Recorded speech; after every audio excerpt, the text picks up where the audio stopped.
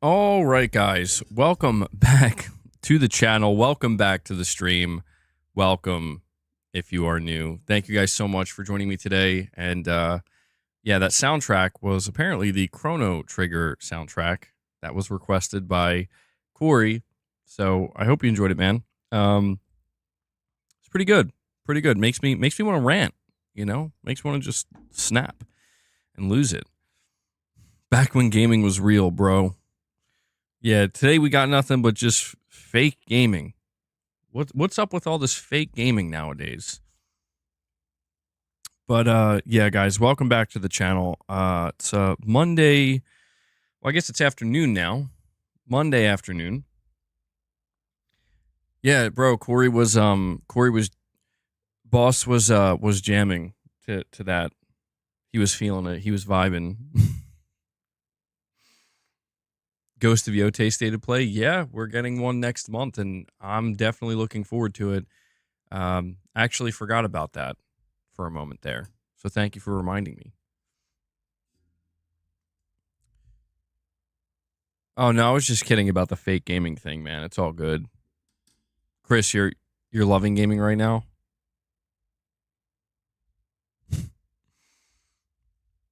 Well, we definitely got some topics to go over and talk about today. We're talking about physical PS5 games because it seems as though Microsoft is winding down physical media, or pretty much just being done with physical media altogether. On the Xbox side of things, we see what's happening with Nintendo with the, you know, I mean, they're doing physical games, but they're basically like, I mean, I don't know exactly what to call them. They're not like really physical. But Sony seems to be hanging on, man. They seem to be the last one. And, you know, it's really interesting because I'm somebody who likes to buy my games physically. So we'll just have a conversation about that. We're also going to talk about Final Fantasy 16. We discussed this yesterday, or we brought up Final Fantasy 16, but we now have the numbers. And oh boy. And Corey comes in and drops 5 membership gifts for you guys. Corey is the first one to get the train started once again. Corey, thank you so much, buddy. I'm no hero. Never was. Never will be. You know I always appreciate those member gifts, dude. Yeah, if you guys want to drop any member gifts to get a train started, we'll try to see if we can get to 25. We'll feed the beast. Maybe give, I mean, Leia's the one chilling in the cat tower right now, so maybe we could even just give her some catnip or something. But I appreciate all the support you guys continue to show the channel. But yeah, we are talking about Final Fantasy 16 and how it, like, I'm just going to be honest, it egregiously flopped. It egregiously flopped on Xbox. It's looking really bad. And we'll cover that. We're also going to be talking about Red Dead Redemption 2 and how it seems as though we're going to be getting the announcement, potentially, of a PS5 update or PS5 version that's finally going to be coming. No disrespect, it's all for the boss. Well, he's here. He's always here. He's always clocked in, bro. So you don't have to worry about that. Chris, you still buy physical games on big franchises, Resident Evil, Silent Hill, MGS, Death Stranding, but digital for the rest. That's an interesting way to go about it. Yeah, I think a lot of people these days obviously buy digital, but anybody who is still buying physical, I think they kind of pick and choose, like in the way that you're describing, where certain games, it's like, yeah, I want to buy this physically. Other games, they're just, I'm kind of like that. There are some games I buy digitally, but most I buy physically, certainly. Oh, let me pop this out here. Hold on one sec. Yeah, guys, and if you could also do me a favor and hit that like button. If you enjoy the streams, if you enjoy the podcast, and you want to help it in any way, the easiest way to do that is by just simply hitting the like button. We're at 31 likes. We'll see if we can bump that up to 50.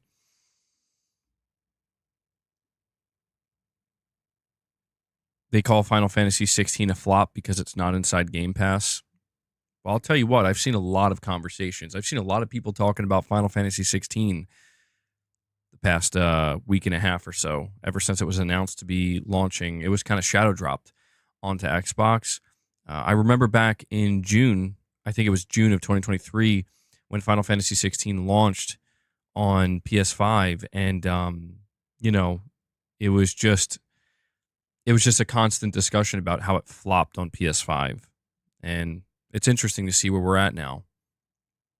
But the question does need to be asked. Does Square Enix just are their expectations for a new mainline Final Fantasy game just simply too high these days? Lux with the super chat says The Last of Us did 30K first week on Steam, but 22K is bad. Yes, 22K is bad. And 30K is kind of bad too, honestly. The Last of Us doing 30K on Steam, I mean, look, I don't know how Sony views that. I don't know if Sony's like, that's amazing. That's great. I don't think that's great. And also, it's worth noting, Lux, we're not talking about sales for The Last of Us. We're talking about concurrent players. So on Steam, The Last of Us Part 2 had about 30,000 concurrent players. We don't have the exact sales figures. What's interesting about Final Fantasy 16 on Xbox is we are getting, according to a analytic firm that seems to be very closely monitoring Microsoft, we're getting exact numbers. So I do think there is a difference there. But I will say, if The Last of Us Part 2 only sold 30,000 copies on Steam, which it didn't, it sold more than that. But if it did, that would be bad. Yeah, that would be like, Sony, why are you even bothering? But to be fair, I don't think any of Sony's games outside of Stellar Blade, single player wise, have really done huge numbers on PC. And that's, I think, why Sony continues to just kind of view it as an auxiliary supplemental thing, Petrov, what's going on, man?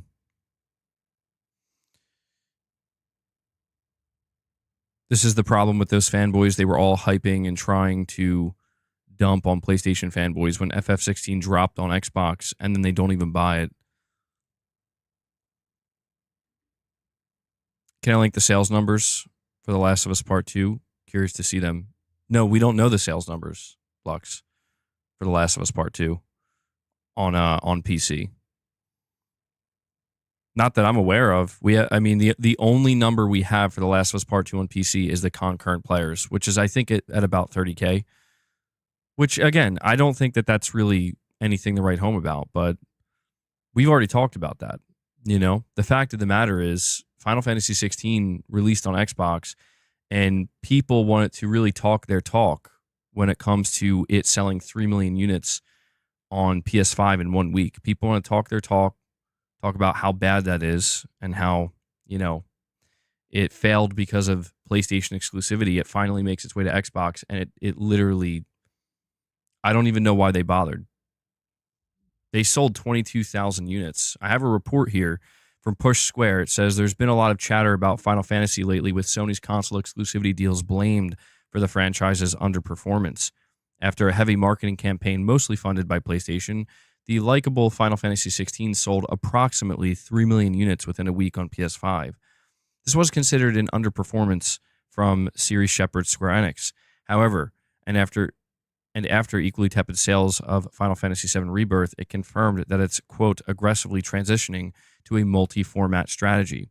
By the way, didn't stop it from releasing Bravely Default Flying Fairy HD Remaster as a Nintendo Switch 2 exclusive earlier this month, but we digress. After a highly promoted PC port launched last year, Final Fantasy XVI debuted with a reasonable, if unspectacular, 27,508 peak concurrent players on Steam. It's worth repeating that concurrent players are not the equivalent of sales and merely reflect the number of people playing at a specific time, although it's the only data we have access to. And during the Xbox showcase last week, Square Enix shadow dropped the Xbox Series X and S port amid much fanfare. But these sales estimates leave a lot to be desired. Fans noticed that the port was as low as 443 on the Xbox most played list, and Alina Analytics has since followed up, claiming that the title has sold just 22,000 copies on Microsoft's console over the past week or so. To be clear, we're still yet to get official confirmation of the consultancy firm's methodology, but it promises cutting-edge analytics and have been publishing some really fascinating data over the past few months. It's probably roughly in that ballpark. We've seen a lot of discussion about these numbers online. Some argue the port is too expensive for an older title. Others claim that they've been soured by Sony's console exclusivity. So, Ice Queen Gaming, sorry I'm a little late to this, but thank you so much for renewing your membership and bringing us up to 6 members on the day. So shout out to you, Ice Queen Gaming, for the support. Thank you. Appreciate it. But yeah, apparently Final Fantasy 16, according to this analytics firm, only sold about 22,000 copies. And, you know, there are two things I think that are worth, there are a couple of things that I think are worth extracting from this. The first is that this makes what Final Fantasy 16 did on PS5 look spectacular. I mean, 22,000 units is truly abysmal. It's abysmal to a point where genuinely they are probably questioning if it was worth porting. 3 million on one console when there was about, what, like 50 million consoles out there in 1 week is pretty good. Certainly, pretty good. But Square Enix clearly expected more. I don't know what Square Enix was expecting exactly, but I think this is Square beginning to realize, or you would assume, that they're beginning to realize that, okay, a new mainline Final Fantasy game might not have the impact that we thought it would, that we expected. Maybe, just maybe, it's actually not the fact that it was exclusive to PS5.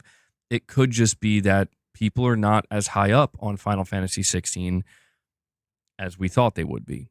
So that's number one. But number two is this once again shows the simple fact that Xbox players really don't buy games. And we have, you know, what seems to be proof of this here, where you will see groups of people on the internet drag Final Fantasy 16 for selling 3 million in a week on PS5. Drag Sony for doing exclusivity. And they'll talk about how, you know, the game would do so much better if it was everywhere. It drops on PC. Now, to be fair, apparently the PC port needed more time. So they had to, you know, take their time with that. It dropped on PC. It seems like it did okay on PC, but it didn't explode or, you know, shoot up the charts, right? And then they drop it on Xbox, and it's just, you know, I guess what I have to ask myself is why there are still people doing so much talking when we see things like this happen. The proof is in the pudding. It's right in front of us. It's more than obvious that Xbox players are conditioned, and it's fine because this is what Microsoft conditioned them for, to expect games to drop into Game Pass. Final Fantasy 16 did not drop in the Game Pass. Square did not get a bag for Final Fantasy 16 from Microsoft. So I just think that, you know, at the end of the day, man, Final Fantasy 16 could have been a multi-platform title, and I think it would have helped it, certainly. Having more day one sales on PC and even whatever you can get from Xbox is not a bad thing, or at least it wouldn't have been a bad thing for Square. But it's just, it's interesting to me. You know, it's interesting that people, they talk about exclusivity in this way, and then when the exclusivity is gone, these games just flop. I mean, I don't understand it. It seems like it's just a bunch of talk, is what it seems like. Kane Z7, you're saying, hey, BG, is that behind you a full-on British short hair or just a pretty dark mongrel cat? Either way, so cute. Also, Xbots don't buy games. That's why. Yeah, that's Leia. She's a God, what kind of cat is she? I forgot what type of cat she is, but it's just a cat, Kane. That's what I say. It's just a cat. A nice gray floof. Final Fantasy 16 was awesome. Yeah. It's a shame that it's just not living up to Square Enix's expectations. Because I played it, I platinumed it, and it was really fun. It was a really well-made game, and the boss battles were incredible. So it's a shame to see it really struggling.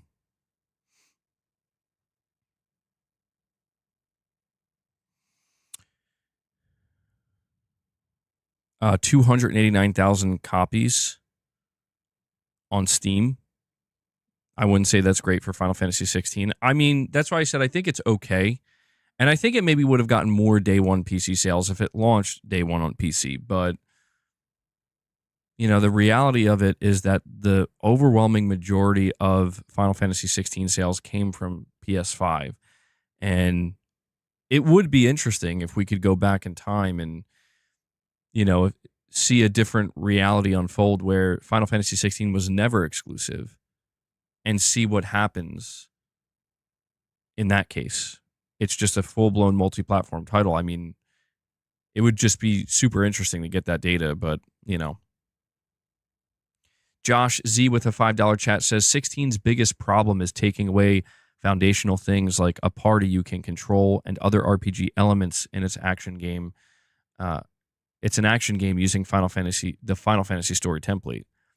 Yeah, and there's something to be said for that, right? Where if Square was unhappy with 3 million sold on PS5 in the first week, we have to ask ourselves, number one, what were their expectations? And number two, why did it not hit those sales numbers, right?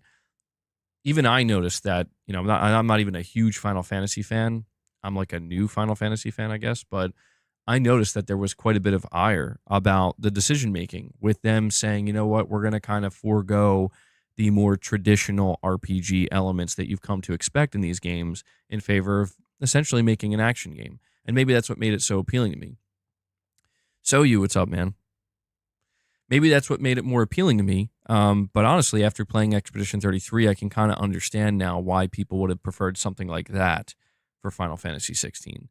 And who knows what they're going to do with FF17. But, you know, there are, I think, a few key takeaways here, such as Square and their expectations maybe were just way off the mark, considering the major departure that FF16 was taking compared to previous Final Fantasy games.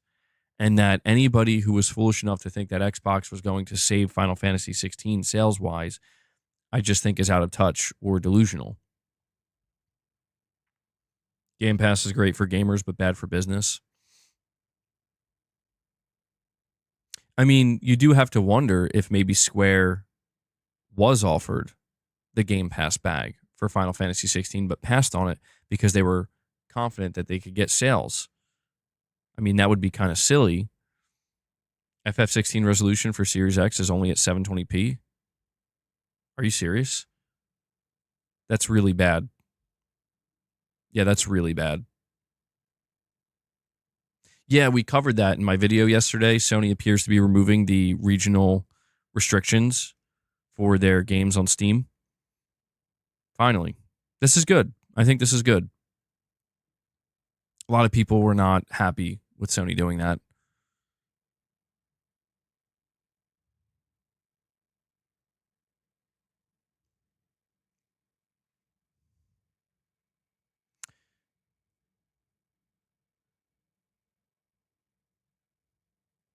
FF16 needs an update all around. It's only 1080p on the PS5 as well. Yeah, it was struggling, I think. It's still struggling a little bit. Still looked really good, though, man. I gotta say, even though it wasn't perfect, wasn't perfectly optimized, still looked pretty good. Kane Z7 with another super chat says, Stellar Blade is doing well on PC, even being exclusive for so long. Final Fantasy 16 is perfect for what it is. The history makes sense for the kind of gameplay it brings. As a veteran Final Fantasy player, I was happy. Interesting. It's an interesting perspective, Kane. Yeah, I mean, a lot of people, I think, did enjoy Final Fantasy 16. They did enjoy the departure, the more action-oriented combat, you know, them trying something different. But I think that it was always a risk where it's like, you know, for every player that is on board with that and excited for something like that, how many are not? But I enjoyed it. Yeah, I thought the combat system in Final Fantasy 16 was very well done. Like I said, the fact that it was action oriented and focused is what made me so interested as somebody who really wasn't paying that much attention to Final Fantasy. People think it was the PlayStation exclusivity. Not necessarily. I mean, that was a part of it. I did find it, I noticed how interested people were in general about Final Fantasy, but then it's like, oh, Sony locked it in as a PS5 exclusive. It's like, okay, that's definitely going to be a big hitter. You would assume for Sony, that's a big one to lock in. But then when I started hearing the conversations about how, yeah, this is going to be more action oriented, it's like real time action. I'm like, oh, huh. And that was after me playing Final Fantasy VII Remake, where it was like a hybrid system to a degree. And so it just kind of naturally helped me flow in that direction, I guess. But I have to admit, after playing Expedition 33, I mean, it would be really fun to see Square with Final Fantasy 17 go back to, like, do you think they would go back to pure turn-based? It would be really interesting to see that. Michael Lynch with a $5 chat says, we may just have to face the facts that RPGs in general aren't the big sellers anymore. Even Claire 33 with all of its hype is only around 3 million. Yeah, I mean, it's a possibility. Maybe any developer or publisher who's making a big RPG, maybe they just have to kind of readjust their expectations a little bit, Digital Dude, you're saying Final Fantasy 16 was your first Final Fantasy ever? Interesting. Well, yeah, that's true. Cyberpunk is considered an RPG. That did really well. I don't know. Maybe I would just be curious to know if Square decided with Final Fantasy 17 to go back to just traditional turn-based combat, right? And really try to appeal to like the long-time Final Fantasy players, if they would end up doing better than they did with 16. I would be really interested to see that. Maybe they're interested in finding that out. And I mean, 3 million for Claire Obscure, I think that's huge for them, mainly because, yeah, they weren't going in expecting to do, I think, anywhere close to 3 million. I mean, if I had to guess, I think 1 million sold would have been huge for that studio and that team. And that's based on expectations. That's based on budget, marketing, the scale and the scope of the game in general. They weren't funded by like a massive AAA publisher that's trying to skyrocket the production value. And if anything, maybe Claire Obscure just reveals that this is the way that developers should approach RPGs now, where it doesn't have to have that next level production value. It's perfectly fine. Henry 3K, a member for 26 months. Thank you for that, buddy. Says, not surprising Final Fantasy 16 is selling poorly. The Xbox base is the smallest. People are conditioned not to buy games, and anyone who wanted to play it already has.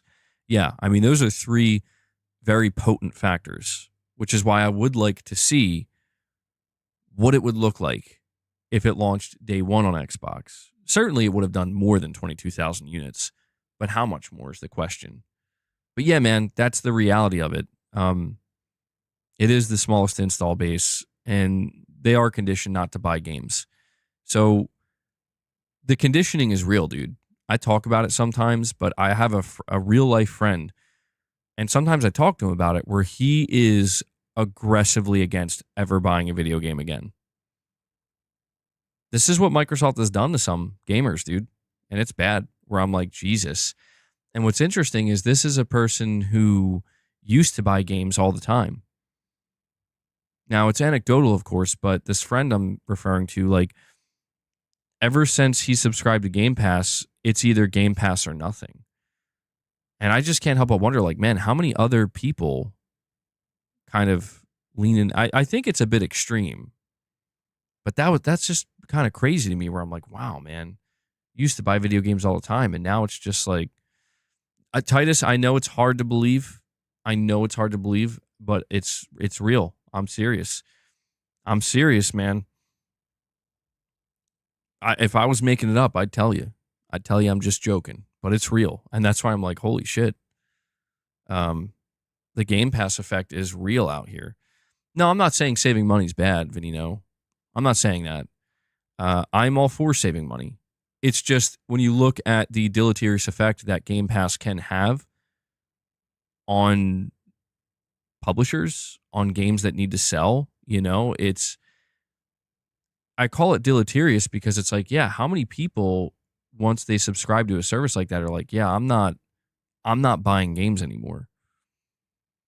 And ultimately, it does maybe fall on the company itself, right? Because I get where you're coming from, Lux, where it's like, well, these companies can afford to keep these studios alive. Yeah, doesn't mean they're going to.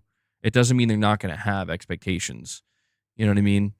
So it's a complicated situation, but yeah, man. I think Final Fantasy 16 would have had a better shot on Xbox, truthfully, if it was going to drop in the Game Pass, because I feel like it kind of needed that. I mean, even just for exposure reasons, right? Like, get more people to play it. Because, I mean, 22,000 sales is really bad. I genuinely wonder if they feel as though that's worth it, But no, I'm not against people saving money. I'm just not I'm mainly referring to the people who seem to have such a problem with Final Fantasy 16 selling 3 million copies in a week. Like, I just really want to know, like, for those people who had such a problem with that and believe it was such a flop and a failure, how do they feel about 22,000 sales on Xbox? That's all.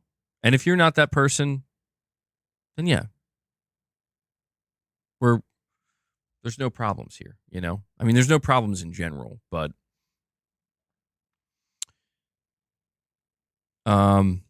we have Easy Tone here with a super chat. Thank you, buddy. He says, let me see. Speaking of Final Fantasy, will you ever beat FF7 Rebirth? From what I remember you describing, you stopped before the story really took off. Yeah, I would like to at some point. I was enjoying my playthrough of it. I think I just got thrown off with it because, first off, I was not expecting it to be that much bigger in terms of just all the extra stuff you could do compared to Final Fantasy VII Remake. That was quite shocking. And I was struggling in balancing, like, do I just want to mainline the story? Do I want to do all of this, all of the side content? So I ended up falling off of it. I think I was close to the halfway point, but yeah, that's what everybody told me. Where I left off is when the story really starts to take off. I'm going to get around to it one day. It'll probably be closer to the launch of part 3. That'll probably be how I choose to go about it. But yeah, I've people were telling me, like, bro, it was about to pop off, and I'm like, damn, I probably just should have stuck with it.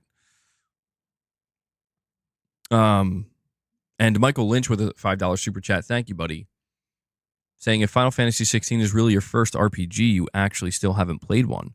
Well, it is a Final Fantasy. It's more of an action-based game.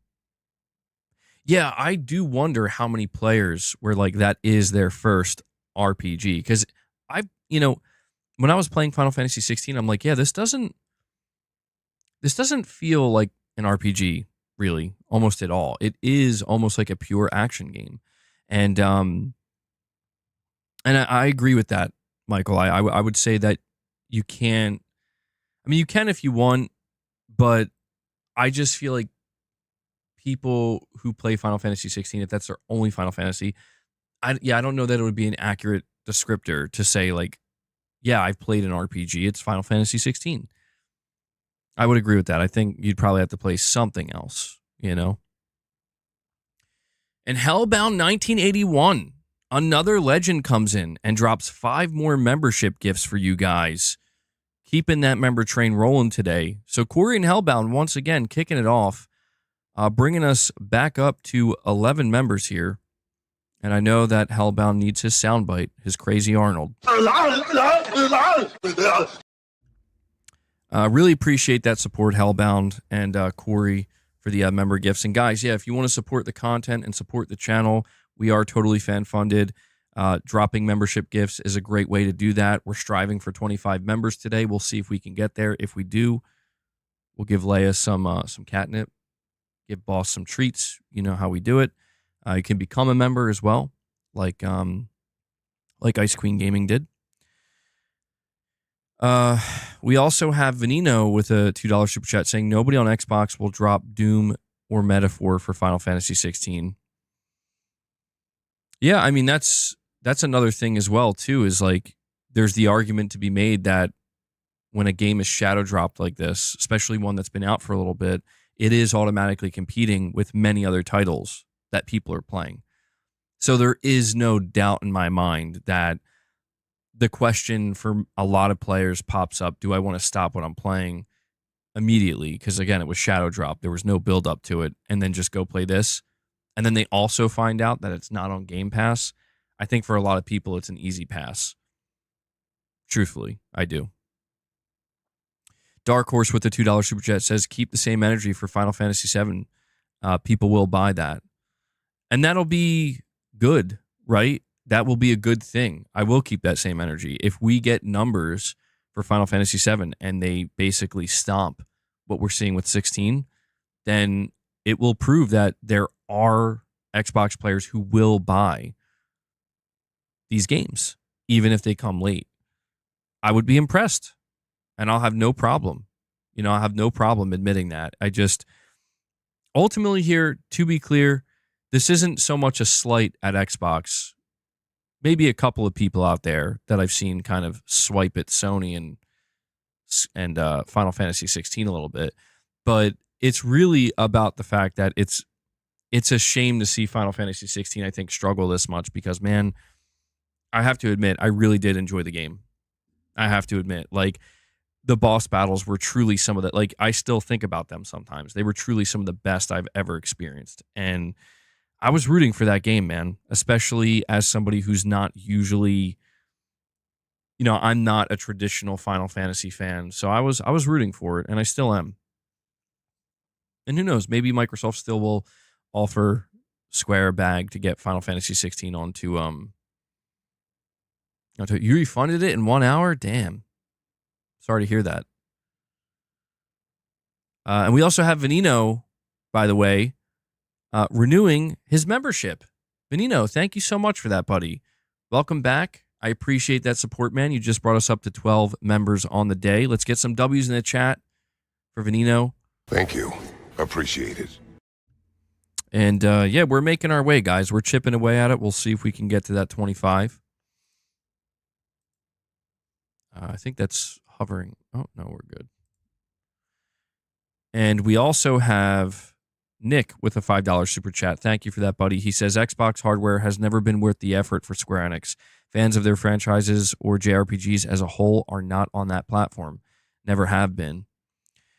Yeah, and I think that there is something to be said for that as well. I mean, the article that we just read from even pointed out that even though Square Enix has kind of made it clear that they want to go more multi-platform and maybe walk away from Sony exclusivity of any kind, they're still, dropping exclusive games on the Nintendo Switch. So it's like, I think Square's just trying to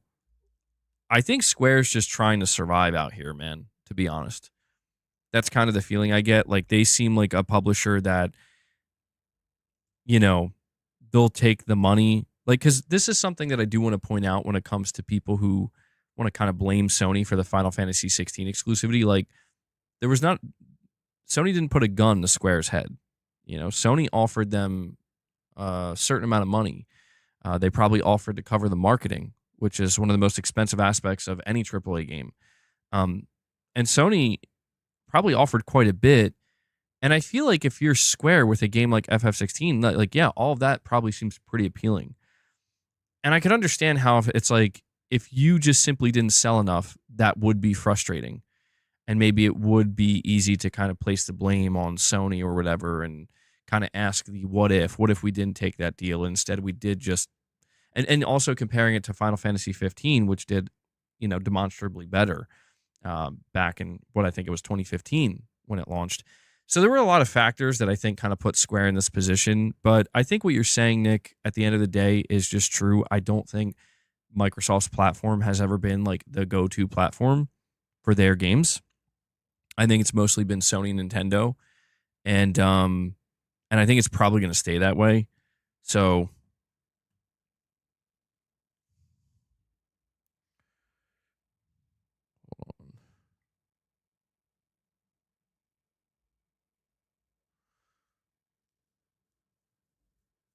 the boss battles in space was the coolest.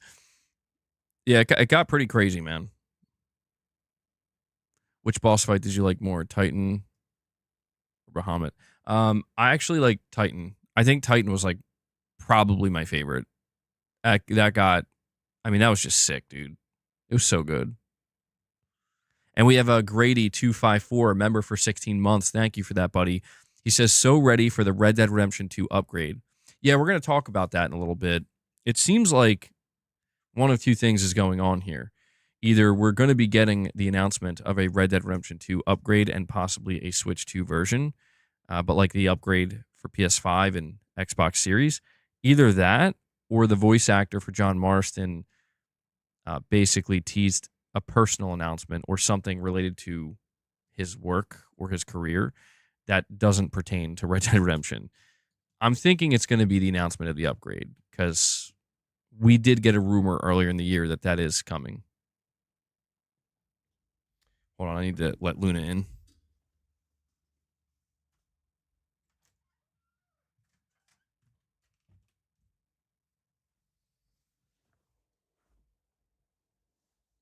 Broccoli Rob, that's wild. That's wild, bro. We have Easy Tone with the $10 super chat. Thank you for that, Easy Tone. And he says, I suggest maining Rebirth story. Did that on my second playthrough, and it's paced way better that way, in my opinion. The world stuff just becomes a way to enjoy more time with the characters and combat after finishing. Yeah, you're not the only person to recommend that, Easy Tone. A lot of people were telling me, I think when I was talking about playing through the first area of, I forget the name of it, but the first main area of Rebirth, I was trying to do everything, and I'm like, this is crazy. And they were like, bro, just mainline it. And I was like having a hard time doing that. Like I wanted to keep doing everything, but it does seem clear to me now that, yeah, that's the way to go. Mainline and then go back and clean up if you want. And also I heard that the platinum for this game is ridiculously hard, which it's a game that when I do decide to go beat it, I'm not going to get the platinum. And Dark Horse decides to renew his membership as well today, showing some support here. Dark Horse, thank you so much for that, man. Welcome back. You know I appreciate it. Thank you. Appreciate it. And Dark Horse, with his membership renewal, brings us to 13. So, guys, we're 2 away from 15. When we get to 15, we'll be 10 away from 25. Thank you so much. Move that over here a little bit. But, yeah, when the day does come where I go back to Final Fantasy VII Rebirth, again, it'll probably be close to the release or maybe around the announcement. I want to say probably close to the release of Part 3. Yeah, that's when I'm going to go back to it, and that's how I'm going to do it. I'm just going to mainline the story and just see how I'm left feeling after that. If I'm satisfied, I'm just going to move on to Part 3. If I feel like I want to go back and do some extra stuff, I will do that. But I think it will be nice to go just right from Part 2 to Part 3. That'll be a very, I think, interesting experience. Yeah, Josh, I remember seeing that. The developers of Rebirth literally apologized for making the platinum so hard, and I'm like, wow, that's when you know you're kind of screwed. And Josh, I forget, did you get the platinum for it? I'm pretty sure you did, right? You're telling me how much time you put into it, how difficult it was. But yeah, you know it's no joke when the developers are straight up apologizing for like we sorry about that. We didn't mean to ruin your life, Josh. Yeah, 500. It was something crazy. Well, you should be proud of that platinum, man. That is. I've gotten some difficult platinums before, but after hearing what I've heard about Rebirth's platinum, I'm just like, yeah, there's no shot that I'm even gonna attempt to go for that. Crackdown 3 was actually a masterpiece. Here's why video win. I mean, that would get clicks. That would certainly get clicks. You know what would be crazy about a video like that, Wes? Is the amount of people that would probably agree earnestly, and I would be left bewildered. Like, what do you mean? Guys, this was a joke video. This is supposed to be ironic. And they're like, no, it's actually that good. It's like, oh, okay. Well, all in all, man, when it comes to Final Fantasy and the future of it, I'm not exactly sure what to expect. I mean, is Final Fantasy VII Part 3, is that going to be exclusive to PlayStation 5? Or did Sony and Square like completely cancel their contract? Yeah, I saw that. Borderlands 4, the pre-orders for it went live, and it is $70. I know Randy Pitchford was getting himself into quite a bit of trouble with all the talking he was doing. But all of that just to find out it's going to be $70. No need to worry about the $80 price point. That's good. That's good, though. Do it, MBG. Your next video. Phil, where's Crackdown 4? How dare you?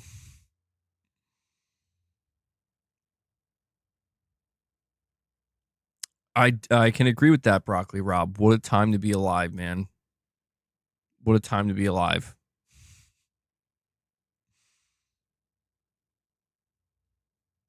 The grand secret master plan of Xbox to win the console wars video win.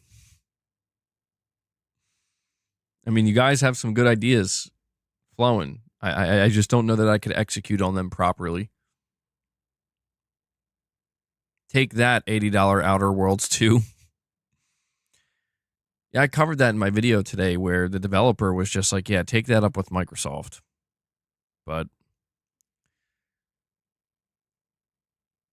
if you buy it physical, it will be $80. It'll come out to $78. I've never played Borderlands. I've never had any remote interest in Borderlands. And it's quite shocking to me. Well, not shocking. I got to stop using these words when they're not the words that I should be using. It always surprises me a little bit to see how well Borderlands has sold. Like, it's a major franchise. And I'm always a little bit surprised to see that. I'm like, wow, I don't know. It's just it doesn't seem like it's that successful of a franchise. But it's huge. It's absolutely huge. But it's a franchise that I just never got into, man. Will, you think Sony has been carrying Square Enix?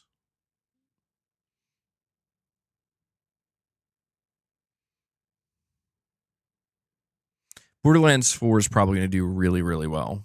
Yeah. I mean, dude, Sony did a whole state of play for it, which I actually forgot about till just now. I see Luna is back once again to cause more chaos. What's she doing back there? She's trying to get that catnip. I think Luna, more than anything, she's turning into a catnip fiend. Leia loves her catnip, but is kind of indifferent to it. Like, she doesn't seek it. Luna, on the other hand,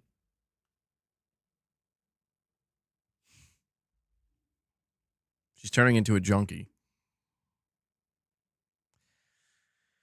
You think it's dumb to make any game $80? Well, you know, this is what's interesting to me is that, like, Sony's been the one that's labeled like most anti-consumer, but yet they haven't announced $80 games.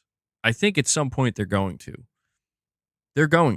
But it's just fascinating to me that we're living in a moment in time where Nintendo's got $80 games. Microsoft's got $80 games. And I'm sure other third-party publishers are going to have $80 games. And Sony is like, yeah, here's Death Stranding at 70. Here's Ghost of Yotei at 70. Now maybe that'll change tomorrow. They'll announce tomorrow Ghost of Yotei is going to be $80. But it would be, I don't know. I know that it's not going to happen, but it would be nice if Sony would just stick with 70. That'd be very nice. That'd be pretty cool. I think that a lot of people would cheer that on, but I don't know that they're going to.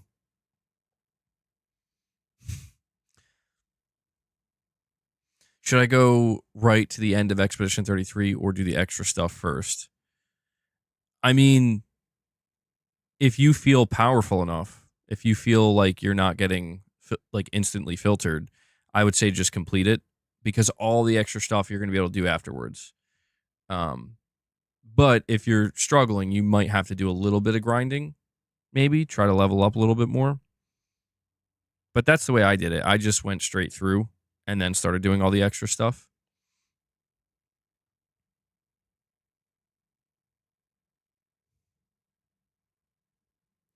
There are a couple of years left until the PlayStation 6. They might wait until then to raise the price. I was kind of thinking that too. If Sony is going to raise the price to $80, doing so at the launch of their next generation console probably makes the most sense. That's why I find it interesting the way Microsoft did it, where they were just like, let's just do it now. And I feel like that's a move that Sony would have made, but they still haven't. I think there is a chance that maybe they're just going to ride out the rest of the year with a $70 price point. $70 for Ghost of Yotei and Death Stranding 2, and maybe starting in 2026 with maybe Saros and Wolverine, potentially, they'll come out and be like, we're going to start charging $80. One of the reasons why I think Sony might wait until next generation, though, is because if you notice, every publisher is being kind of weird about it. Not weird, but hesitant, where they're like, even with Microsoft, they're like, some games are going to be 80, others are not. And Nintendo is saying the same thing. Some games are going to be 80, others are not. I think what might happen is that, you know, by the time we get to 2027, 2028, I mean, most publishers are probably going to just be selling games at $80, and that's the standard. So when Sony makes that announcement, like, we're doing it too, it's not really going to, like, it's going to suck, but it's just like, okay, yeah, I mean, now, of course you're doing that now. Everybody's doing it. Yeah, they did talk about potentially raising the price of PS Plus, and man, I hope they don't, because it's just like, come on, man. PS Plus is not that good. Like, it's okay, I think. It's solid for what it is, but just the idea of to keep raising the price is like, come on. Especially for Essential. Especially for Essential. Well, Corey, in the leaked slide for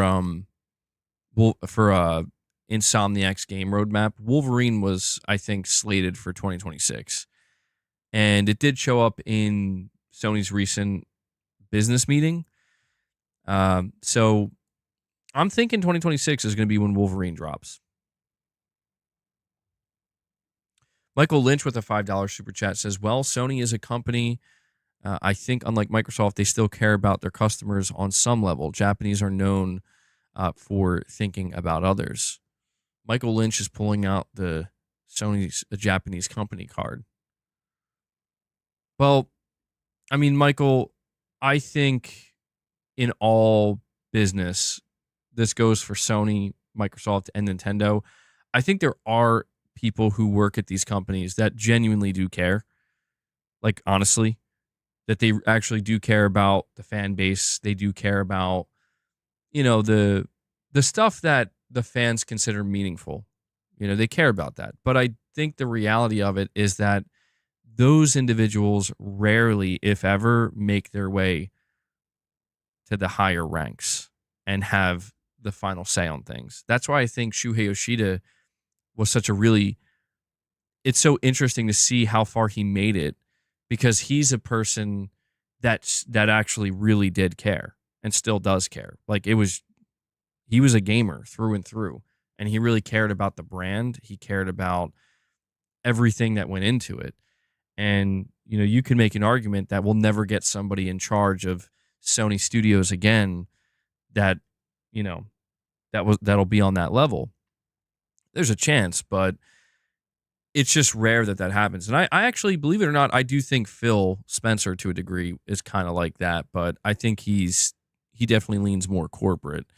And so I think it's tough to kind of discern these things, because when you see these companies like Sony, like Microsoft, making certain decisions, it really is, I think, a tug of war most of the time. Like, I think internally there are, let's take Sony, for example, right? And let's look at the whole Helldivers 2 fiasco that happened last year.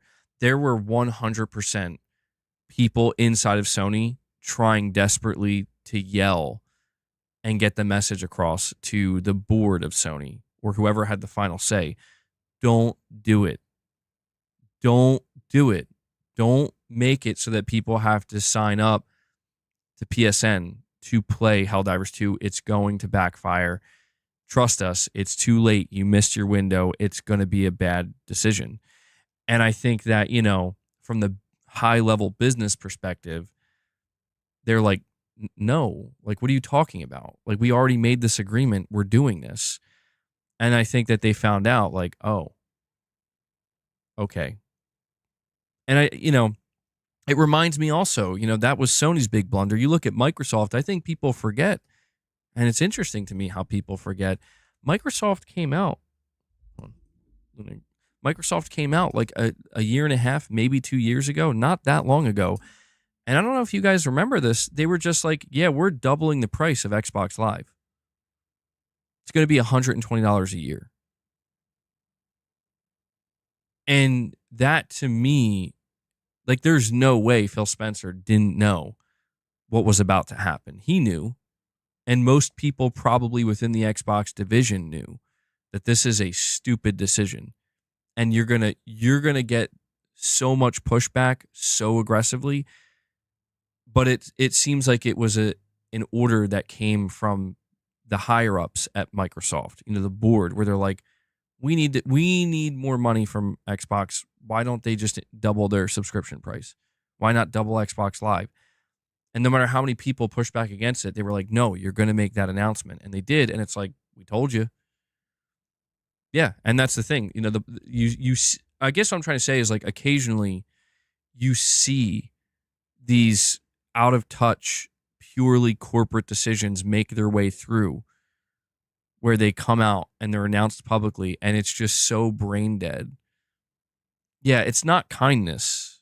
It's not a kindness for them to reverse it. Like, Sony, believe me when I tell you, Sony was somebody at Sony, I don't know who exactly, but somebody was punching air that night when they had to announce that they're not doing the PlayStation account thing.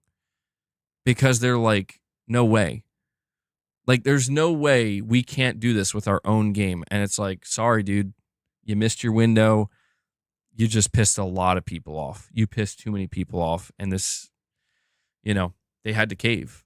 And same thing with Microsoft when they tried to double the price of Xbox Live. And it's just, I do think there are people in these companies that understand and have some level of care, but they also have no choice but to understand that you're part of a bigger business. You're part of a corporation. And at the end of the day, it's always going to be a constant tug of war, not only just for the consumer and the corps, but also people who work inside of those corporations with the people above them. So, right now, is Sony listening to certain individuals inside of their business, inside of the PlayStation business, that are like, I'll put it to you this way. Did the CEO of Sony, Hiroki Totoki, did he meet with Hideaki Nishino and say, Hideaki, listen, bro, Nintendo just announced $80 for Mario Kart, and Microsoft just announced $80 for some of their games. Why are we not charging $80 for Ghost of Yotei and Death Stranding? And is that where, like, somebody like Hideaki Nishino is like, trust me, like, we are better off keeping our prices at 70. Trust me. It's going to work out better for us. I don't know. I mean, I don't know. I would like to get more insight into why certain decisions are made versus why they go against doing certain things and the timing of it all. Even when we watched that PlayStation business meeting, it was still so difficult to gauge because they were like reading a prompt or a teleprompter or whatever, and it was pre-recorded and it was very controlled. And so I was kind of hoping we were going to get more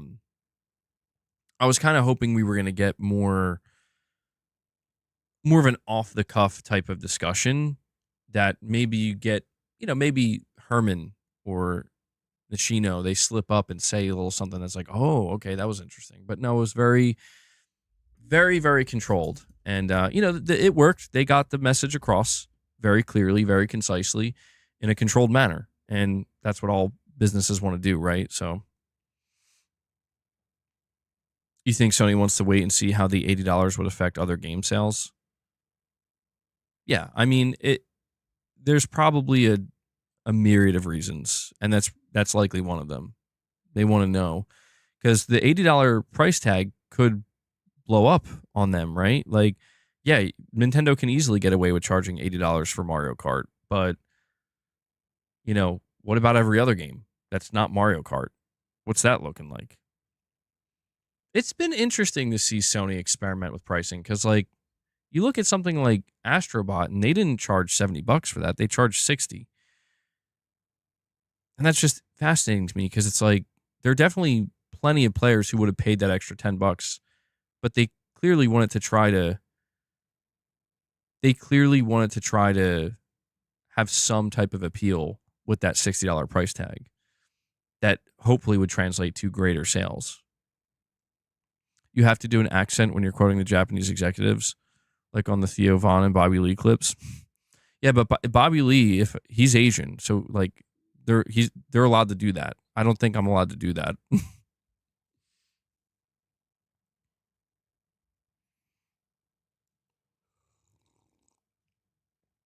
Carl, Astrobot was fantastic.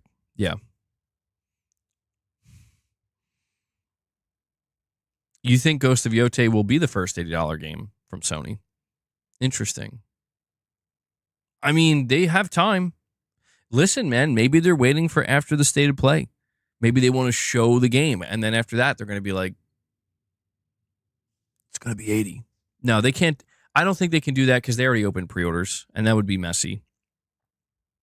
I think it's going to be, if we see an $80 game from Sony, I don't think it's going to be till 2026. That'll be the earliest. Do I think that the $80 games on PS5 will not sell as well, or it won't affect the sales at all? Or $80 Xbox games on PS5? Well, I think some Xbox games, some Microsoft published games that are going to be $80 on PlayStation, I think they might struggle a little bit. Some of them. I think others will do fine. But like, if we look at something like The Outer Worlds 2, I don't think that's going to do big numbers on PlayStation at $80. I could be wrong, but I just get the feeling that like people kind of look at that and they're like, it's not that the game looks bad or that we wouldn't buy it or play it, but it's like, this does not look like an $80 game. Like, this does not look like a game that can justify an $80 price tag. That's been the general sentiment of what I've been seeing. Now, whether or not that's going to translate over to the data, who knows? Maybe it'll sell great. But I think that if you compare something like The Outer Worlds 2 to, say, let's just say Gears of War E-Day, right? Let's say that is a day one drop on PS5. I think that'll certainly do well, even at $80. I think a lot of people won't question that, and they'll be like, yeah, I'll be there day one. And I think there is a difference there. I think it depends on the weight of, like, I think each game holds a kind of weight. Each game has a reputation. If it's not a new IP, each franchise, I should say. Something like Forza Horizon 7 or 6, and Gears of War E-Day, I could see those games selling very well at $80. And let's not forget that the timing of Microsoft announcing $80 for their games comes not that long after we saw in the PlayStation Store that people were buying the $100 versions, the more premium versions. So there's clearly some kind of appetite here for certain games. You think Gears isn't selling on PlayStation? I don't know, man. I mean, Gears of War Reloaded looks like it's set to do pretty well on PlayStation. And it's just going to be, I'll be honest with you, I think The Outer Worlds 2 is probably an experiment more than anything. I think Microsoft is aware that this is a strange game to make your first $80 game.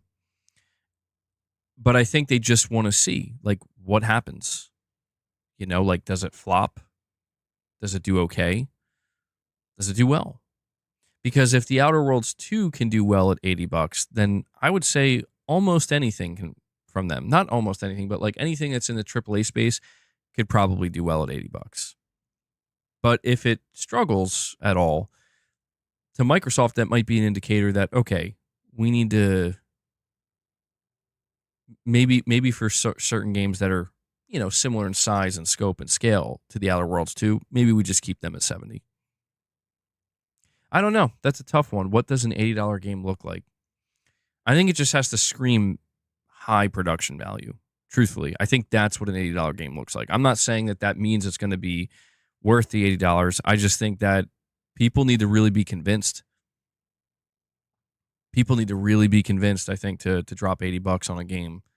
And I think the way that the easiest way you can convince a player is like, look at how amazingly big this game looks in terms of scale and scope and production value. And yeah, I mean, it's different, man. This is why I think we're starting to see more publishers get more comfortable with just kind of picking and choosing. Like, this game will be 40, this game will be 60, that one will be 70, and maybe that one 80. I'm starting to think that just might be the future of all game publishers, where it's just we're gonna just do it on a game by game basis and keep it at that, right? Although again, Sony does seem to be mostly sticking with the $40 for live service, $70 for AAA single player. But then again, we see, like I said, something like Astrobot, where it's like for some reason 60. So case by case basis is probably the way forward, if I had to guess. Yeah, Mafia: The Old Country from 2K, $50. So there seems to be a lot of experimentation going on right now. The game needs to have triple anus. Exactly. You think it's because The Outer Worlds will have more content than a lot of games, multiple endings with tons of choice, character builds, etc.? Well, I mean, you could be right. I'm not planning on playing The Outer Worlds. I don't know too much about it, but we're going to find out. It's coming out at the end of this year. It's going to be $80. It's multi-platform. We're going to find out. Well, Dark Horse, I don't know that I agree with that entirely. You're saying Xbox's model does not pertain to sales. I disagree with that, mainly because it's important to understand that sales, full video game sales, are more important to Microsoft than ever before. And the reason for that is because they are the biggest video game publisher in the world. They now own Activision, they own Bethesda, and they have all of their own internal studios. And this is why they went multi-platform. They went multi-platform because they need those sales. They need them from PlayStation, they need them from Switch, and obviously they need as much as they can get from PC and from their own Xbox as well. But there's also Game Pass, and the fact that ideally Microsoft would be able to get enough subscribers into Game Pass so that it can sustain itself. But the backup plan is, okay, if we can't get enough subscribers fast enough to justify dropping all these games in day one, then maybe we can use those game sales that we get from going multi-platform to subsidize the cost of Game Pass. And so the only way they can do that, again, that would be plan B, is they need to sell a lot of copies on other platforms. Even if Microsoft announced tomorrow, we're winding down Game Pass and ending it. We're not making any more consoles, and we are just a publisher, and we're going to be everywhere. If Microsoft announced that tomorrow, not much changes for them. Truthfully, not much changes. What change? The most important thing for them remains, and that is, we need to sell video games. But we don't, we talked about this yesterday. We don't know what Game Pass's numbers are. We don't know if they're at 30 million, 35 million, 45 million. We do not know. Well, that's the thing, Neutral Zone. The game purchase is the gateway to another storefront. You're saying microtransactions and subs. Getting somebody, you have to understand, they own Call of Duty now. Call of Duty is the epitome of this is what every video game publisher wants. Pay $80, $70 or $80 yearly for a game. And then after you pay that $70 or $80, pay for the battle pass. And then on top of that, we have a whole storefront of skins that are $20, $30 a pop. You buy a couple of those. You buy even one of those throughout the course of that year, the life cycle of that game. That's the equivalent of selling an expansion. You sell 3 of those, that's the equivalent of selling a whole nother game.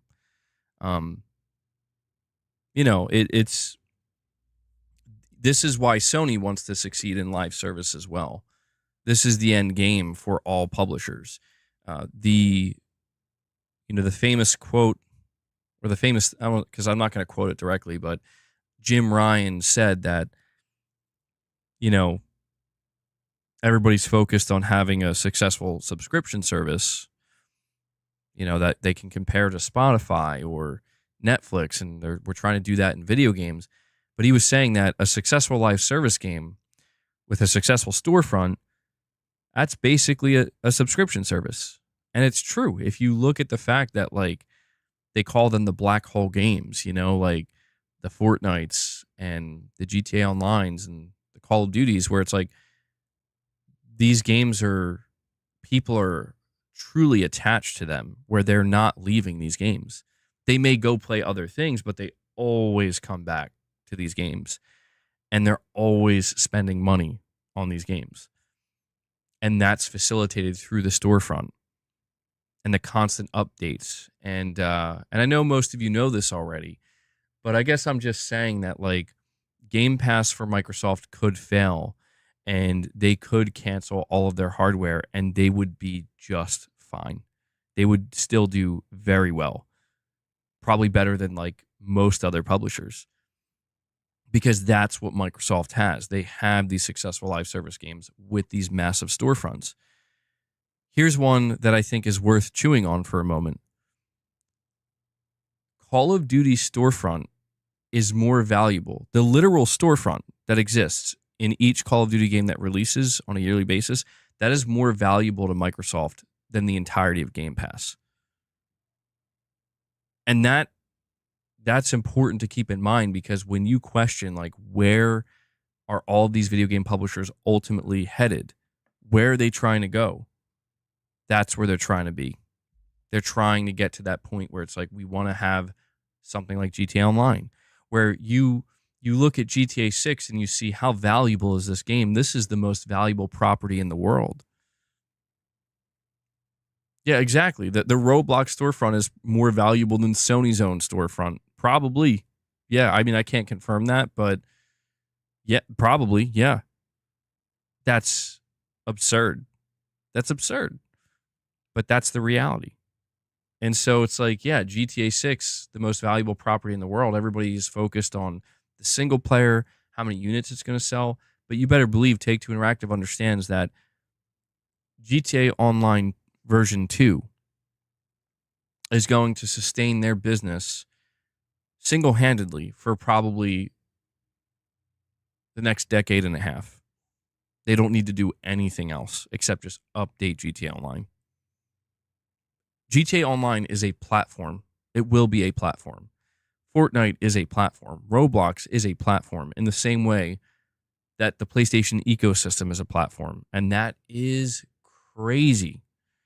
So these are just things that I like to think about and keep in mind when we talk about the business side and trying to understand like all these different models and what these developers, publishers, and platform holders are trying to achieve. It all boils down to it's about having some kind of mega successful platform. It doesn't matter what form it takes, whether that's a live service game that's a successful platform, whether that's a storefront, right, that's seen as a platform, whether that's a subscription service. The platform itself, like what we call it doesn't really matter. All that matters is, are people coming here, staying here, and spending lots of money here? That's all that matters. So, yeah, we just always have to keep that in mind when we're looking at these things. GTA 7 coming in the next 30 years, probably, yeah. They also sell DLC for Game Pass games with all the discounts. Even like you're saying, Even Life in Random 2 has premium early access DLCs like most first-party games. Well, see, that's what I mean, dude, is it's like if you pay $20 for a Game Pass sub and then you play a game, like, again, I'll use my friend as an example. My friend plays Call of Duty through Game Pass, and he hasn't bought the game. He definitely should have bought the game, but he just plays it while remaining subscribed to Game Pass. And, he spends a little bit. I think he does like Microsoft rewards points and stuff. And so he's able to get a lot of microtransactions through that way, but he has spent a little bit of money on it here and there. And I just think that's interesting because it's almost like if somebody does that long enough, it almost equates to something very similar to if you were just buying multiple games through a storefront. Or if you're going to buy one game but then buy multiple expansions. It's all about the upsell at the end of the day. It's all about the upsell. It's always been about the upsell. It will never not be about the upsell. These developers that make these free-to-play games, they're not doing so because it's like, not the developers, the publishers. The developers probably don't care as much, but the publishers do. What they want is for you to believe that, man, you guys are great letting me play this for free. It's like, yeah, that's it. Enjoy the free game. But in reality, all it is like, so you're gonna check out the store? You're gonna buy that skin? You're gonna buy that little microtransaction that's $2? Like, that's all they care about. And, it makes sense because that's how they're gonna make their money.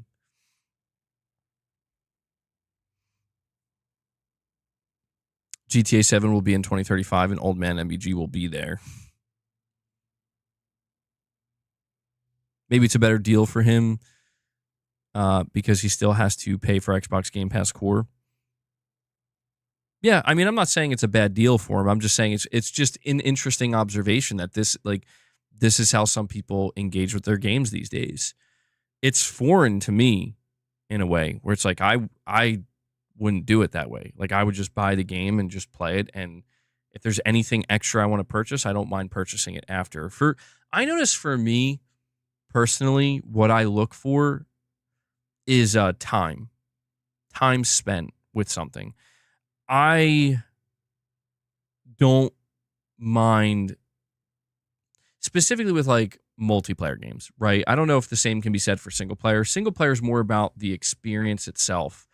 So for single player, it's about the experience. For multiplayer, it's about the time, right? If I put enough time in a multiplayer game where it's like, okay, you got 50 hours of gameplay from this that you've enjoyed. You've enjoyed this multiplayer game for 50 hours.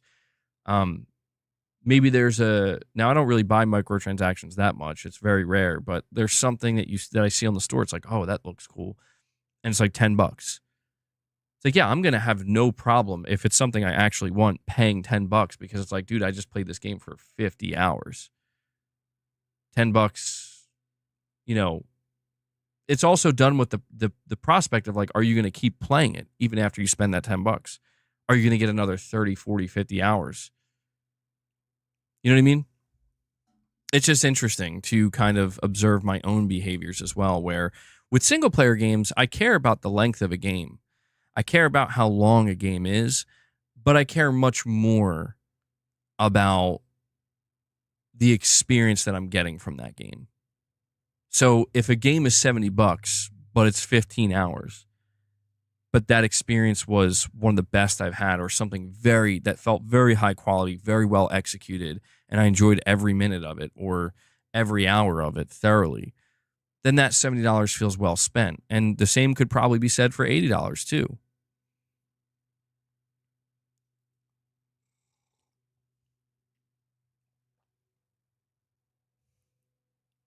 Wait, hold on. Do I see two? I'm seeing like an argument going on in the chat. What is this over? The Last of Us?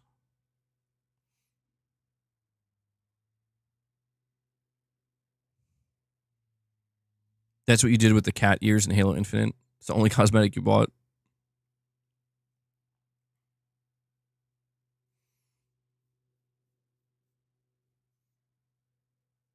I mean, this is why when we talk about PlayStation, man, I know I get triggered a lot of times. You know, I get worked up about the nonsense that I see people say. And I need to just, simply put, I just need to do a better job at ignoring it. Don't worry, Michael. I'm not talking about it either. But it's like when we see how the PlayStation business is doing, and we see that, man, the PlayStation business is making more money than they ever have. And they're doing well with profit, well enough. And every area is doing well, essentially. Even live service is doing well for Sony because of the success of Helldivers 2, even with the flop that was Concord. And people will say, like, well, why do you care? And it's like, listen, man, that money's not going in my pocket. But I care about the health of this brand specifically because it's one that I'm deeply engaged with. And because I want to know if what I've been engaged with for the last 3 years, the last 5 years, the last 10 plus years, I want to know, is it working for them or not? Because if what Sony has been doing wasn't working for them, they would be making major changes. They would be making major changes, sweeping changes. And they're not. They're being very, as they put it, strategic, very thoughtful, very slow and steady. And some people don't like that. Some people don't like the way Sony is handling things. And they feel as though optically, this company has become complacent or they become greedy or whatever it is. And it's like, I understand that side of it, but I do think that more people would do well to understand a simple truth. And that simple truth is that Sony has a good thing going with the PlayStation business. And what makes it a good thing is not because everything they're doing is just purely in their favor. They have a good thing going because it's a two-way street. The market has responded to the things that Sony has done, to the changes that they've made, and to the business structure that they put out there. Like, for example, and I'm not saying I'm an advocate for this. I am not an advocate for this. If anything, I am the one that will tell you, if you have a problem with what was just said, you need to unsubscribe to PlayStation Plus. I mentioned this briefly yesterday. It's worth covering again, though. Hideaki Nishino talked about PlayStation Plus. He didn't say we're going to increase the price. He just said that what Sony has observed is that they've had to increase the price of PlayStation Plus in certain territories and regions where they see fit, and the subscriptions have only gone up. They noticed that more people are subscribing to Extra, more people are subscribing to premium.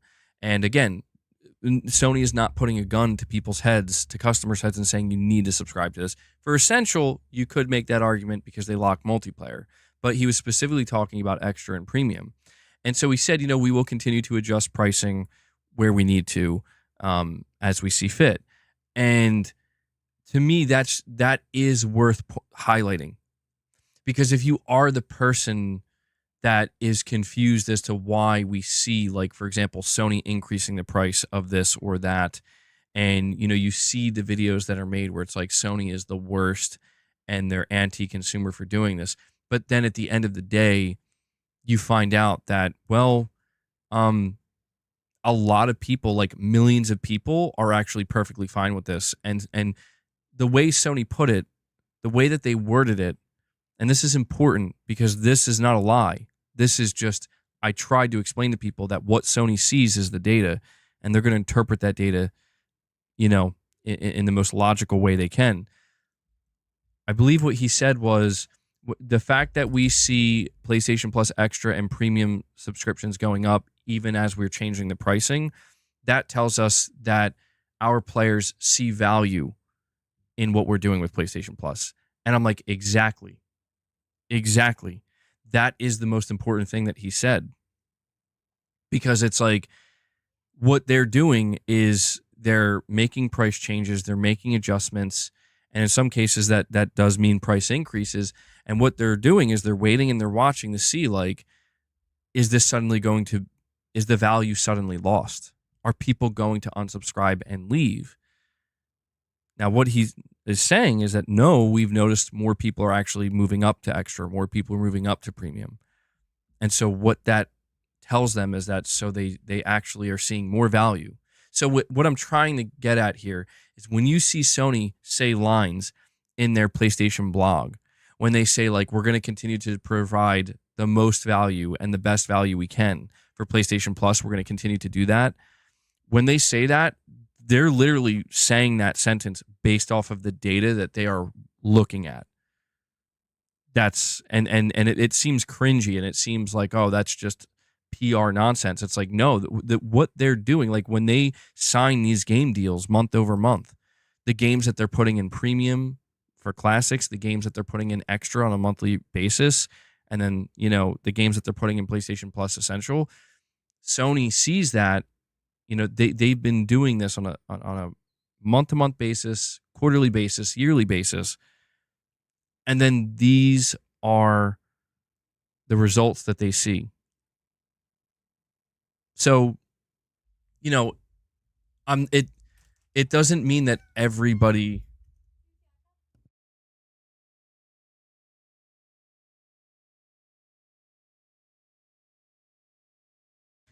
It doesn't mean that everybody believes PlayStation Plus is good or valuable. It doesn't mean that everybody likes what Sony's doing with PlayStation Plus. But what it does mean is that more than enough people do like what Sony's doing with PlayStation Plus, to the point where Sony seems to be more than satisfied with the numbers they're seeing. And that's important to understand, because we're not talking about a couple hundred people. We're not talking about a couple thousand people. We're talking about tens of millions of people. And I think Microsoft's going to find this out very soon too. I think what we're going to see in the not too distant future is Microsoft is going to come out and they're going to probably raise the price to $30 a month. If I had to guess, they're probably going to raise the price to $30 a month for Game Pass. And what they're going to see is that most people are probably going to be okay with that. Because something tells me that, I don't know how many millions of people are subscribed to Game Pass, but we know it's tens of millions. Chances are those tens of millions of people are probably going to look at that and be like, you know what? I still think it's worth it. I still see the value there. You know what I mean? It's just this is what we're seeing in real time across the entire industry. Just like Nintendo. Nintendo challenged it. Nintendo said, are people going to see the value in an $80 Mario Kart game? The answer is yes. And that's just the way it is. That's literally what we see. Because people don't spend money on things that they don't find valuable enough. Gaming Survivor, what's up, man? So when it comes to the Red Dead Redemption situation, just to pivot here, Push Square says there's a good chance Red Dead Redemption 2's long-awaited PS5 version could be announced within the coming days. While we are connecting a lot of dots to create the story, we already know from respectable sources that Rockstar is plotting a current-gen version of its jaw-dropping open-world game for release later this year. Now, the voice actor of John Marston has teased, quote, exciting news on a stream. While he confirms he cannot share the information just yet, he says everyone should know before Friday, June 20th. Now, when we look at the previous rumors regarding Red Dead, it says the possibility of a PS5 version of Red Dead Redemption 2 has just become a bit more realistic, as a very reliable leaker, Nate the Hate, has claimed in his latest prediction podcast that a next-gen version of the Rockstar title is in the works. On the podcast, he said those rumors are true. Red Dead Redemption 2 is getting a next-gen update, and the game will be coming to Nintendo Switch 2 later this year. They go on to say that they were told the new version will launch a few months after the Switch 2's release, which just happened. Then they speculate a late summer/early fall launch window. So yeah, it seems like the announcement is happening. It seems like it's happening this week. If not, then man, the voice actor for John, who does John Marston, he's going to be in a lot of trouble. People are going to be very upset with him, and I'm stoked for this. Here's the question I have though, right? If they're going to do a Nintendo Switch 2 version, when we think about the PS5 version of Red Dead Redemption 2, is it just going to be like a patch? Or are they going to do a full-blown like re-release? Like, I guess what I'm trying to ask here is, can I buy a physical version of Red Dead Redemption 2 for PS5 if it releases later this year? That's what I want to know, because I absolutely will. I will pay.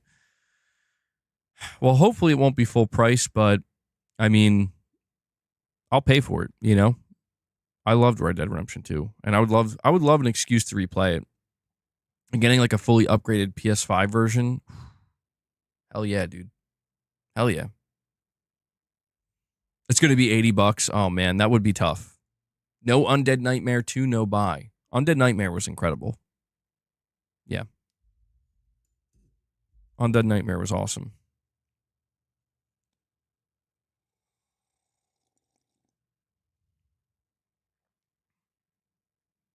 They need to ditch the crap checkerboard solution for the PS4 Pro version.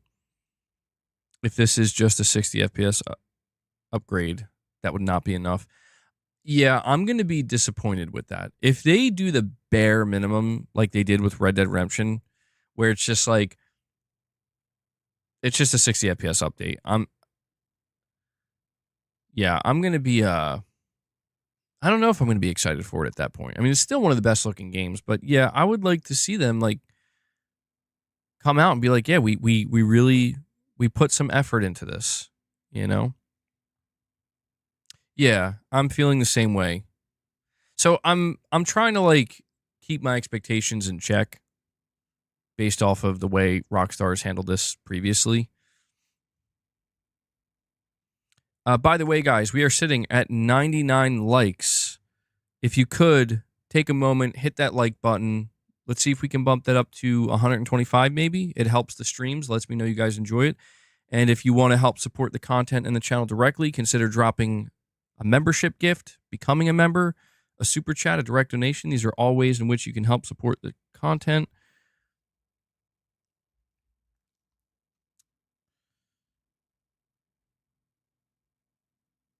You low-key bought a PC the price of a small used car to play Red Dead Redemption 2 with maxed out graphics and mods. That's commitment. That's commitment, yeah.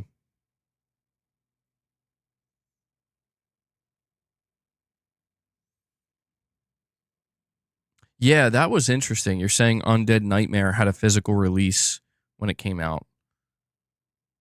Yeah, I mean, at that time, we were even seeing some publishers doing physical releases for expansions. We just don't really see that anymore. But yeah, I mean, the whole conversation around physical games, there's a couple of things here. The first has to do with Gears of War Reloaded. Push Square says it's a sign of the times that this headline even exists at all. But we know that Microsoft doesn't really care too much about physical media anymore, despite Phil Spencer saying his company is supportive of it a little over a year ago. As you'll no doubt be aware, the PS5 version of Doom the Dark Ages and Indiana Jones and the Great Circle shipped with just a few megabytes on their discs. It looks like the upcoming Outer Worlds 2 will follow that same pattern despite costing $80 at launch. But according to Spanish website Vandal, Gears of War Reloaded may be ending this, at least on PlayStation 5. According to the publication's retail sources, the Blu-ray release of Gears of War Reloaded will include the full game on the disc, so you will be able to play it in its entirety without connecting to the internet. Now, on top of this, I have a report from Gaming Leaks and Rumors, the subreddit. It says Microsoft is seemingly no longer selling physical discs for Xbox. There's nothing official for Microsoft yet, but it seems that Microsoft might be doing away with physical copies because of all the games shown yesterday in the showcase. None of them appeared to have a SKU with a disc at an online retailer like Best Buy, including the Outer Worlds 2 and Ninja Gaiden 4. And yes, we are finding out that apparently it's going to be a like a code in a box that you get. And I feel somewhat torn about this because on one hand, I can understand why Microsoft is like, we're just going to stop making physical games for Xbox. I can kind of understand it, but it is painful to see happen because probably nobody on Xbox is buying physical games. I get it.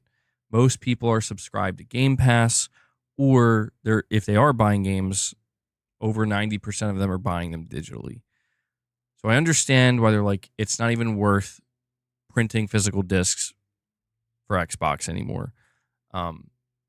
But on the other hand, they are bringing their games to PlayStation, at least some of them, and they are doing, not in every case, but they are doing physical versions where like something like Gears of War, right? Gears of War Reloaded will have a proper physical version with apparently all of the data on the disc.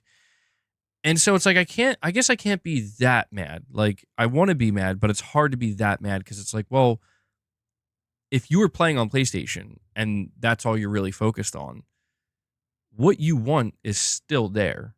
So you think it's because of their Play Anywhere? Yeah, I saw people bringing that up, and they're probably right.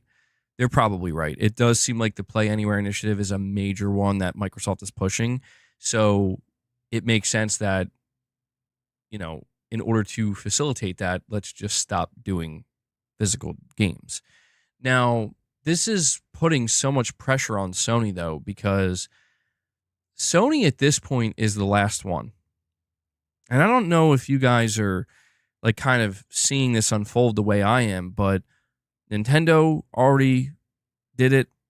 I mean, of course you can buy physical Nintendo games, but they are they're game key cards. Microsoft is done.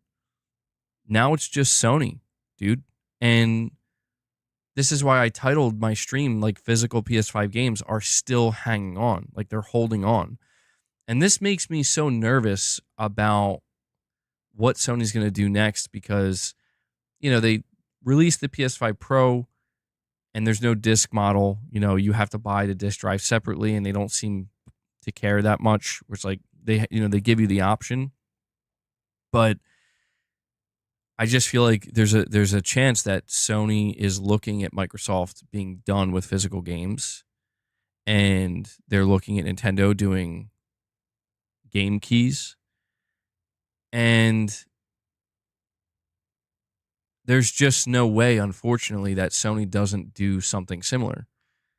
I at least that's how I feel.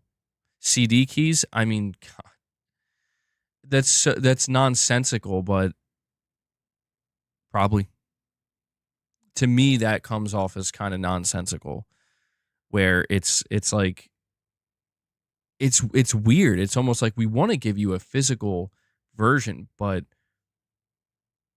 it's physical in the sense that it's tangible. Like tangible, like I have a box and I have a physical disc, but there's no data on the disc. So it's, I don't know how they're going to do it, man, but I think what I'm going to do for now, the way I'm going to handle it is I'm going to keep buying physical PS5 games and hopefully PlayStation 6 games, but that remains to be seen. But physical PlayStation games, I'm going to keep buying physical PlayStation games for as long as I can. For as long as I can. Until the day comes where it's no longer an option. Where a game comes out, a new Sony first-party game, and there is just no physical version to buy. So what Sony's going to do with the PlayStation 6 remains to be seen. But what we do know is what Microsoft is doing. What we do know is what Nintendo's doing. And so now it's in Sony's hands. Is Sony going to be the one to say, no, we are still going to do physical, like real physical games with the data on the disc going into the next generation with the PlayStation 6?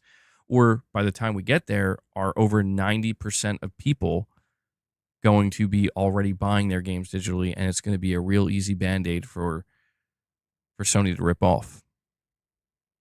Matthew, you're saying MGO looks cool. Yeah, the Fox Hunt mode. Not technically Metal Gear Online, but I'm eager to see more of it. I'm eager to see more. We don't have to wait too long. Mr. B, you're saying you think Sony needs to support physical? I would love them to continue to support physical. Here's what gives me a little bit of hope. Just a little bit. A glimmer of hope. A light, potentially, at the end of the tunnel when it comes to talking about the future of physical games. Let me see if I can pull it up, because I want to make sure I get it accurately here.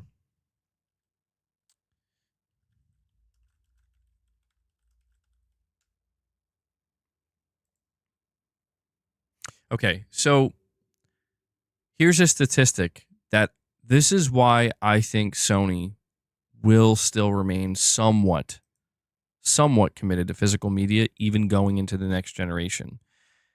On the PS5 subreddit, this was posted 3 months ago, data came out to reveal 55%, that's over half, 55% of Astrobot sales in the United Kingdom were physical retail units.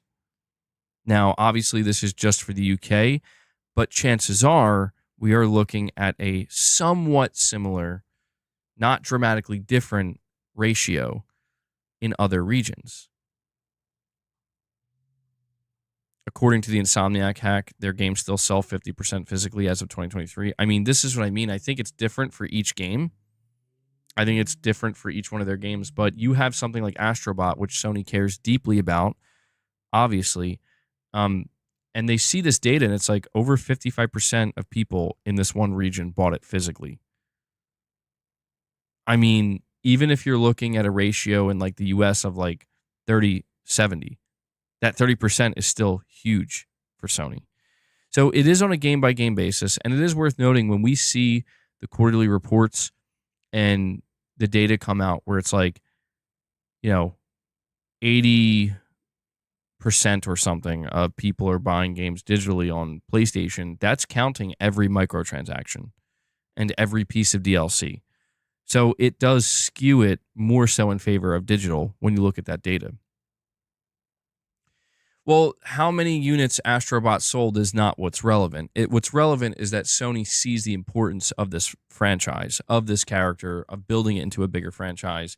And they obviously want to do a lot more with it, and they have to acknowledge that a major portion of your sales came physically.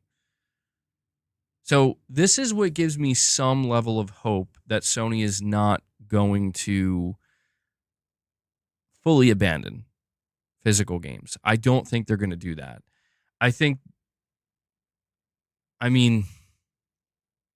Somebody said earlier, like, I think it was Shems, like game or CD keys or something. And I'm like, That would be crazy. But they might actually be thinking about something like that. They're probably thinking about all this stuff right now, trying to figure out how they want to handle it. Sony owns part of a Blu-ray company. Yeah, I mean, Sony, just like Microsoft and Nintendo, would love for everything to go all digital, but I don't know, man. I just think that they still have too many people. If you think about it, like PlayStation is becoming, if not becoming, already is like the last bastion, dude. For like, actual real physical games that like the data's on the disc, you can play it offline. That's over for Nintendo with the Switch 2, and that's now over for Microsoft. It's been over for many years for PC. So I hope the pressure builds on Sony. I do, in that like anybody who cares about physical, I hope they descend onto Sony and keep them in that place where it's like you can't, you guys were the last ones to hold out.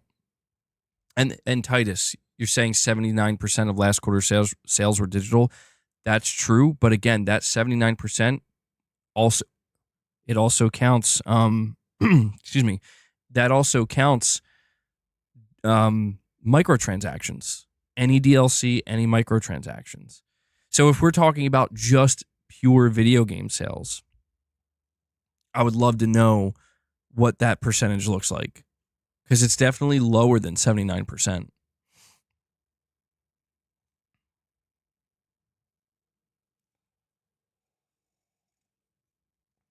You can see them just selling an external disk drive next gen. I have no doubt in my mind that the PlayStation 6 will be a digital console. But I just want to see, like, yeah, is it going to be like you can buy the disk drive separately, just like you can with the PS5 Pro? And we will still produce physical versions if you want them. I think if Sony does that, people will be happy enough. I will be happy. I will just be grateful if Sony is like, yeah, we're still making physical games. And I will be grateful if going into the next generation, when we see third-party publishers announcing AAA games for the PS6, if they're like, yeah, we're still, for the AAA games, we're still doing physical games. I will be happy with that. I'll take what I can get.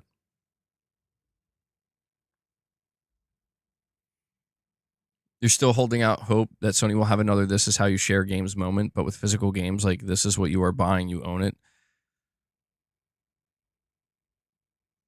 It's unlikely. One of the things I keep thinking about is the PlayStation handheld. That's something that's going to be released alongside the PlayStation 6 around that time.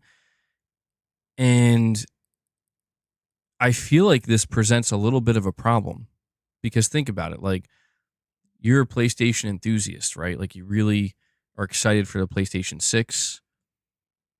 You buy it day one, and then you have this PlayStation handheld that will play PS5 games and maybe some PS6 games, cross-gen PS6 games.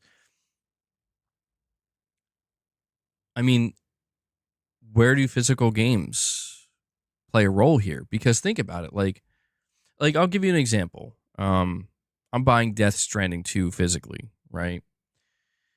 By the time we get to, like, let's say 2029, I have the PlayStation 6 home console, and the PlayStation handheld comes out, and I buy that too. And the PlayStation handheld, when I turn it on, it boots up the PS6 UI. It's the same thing.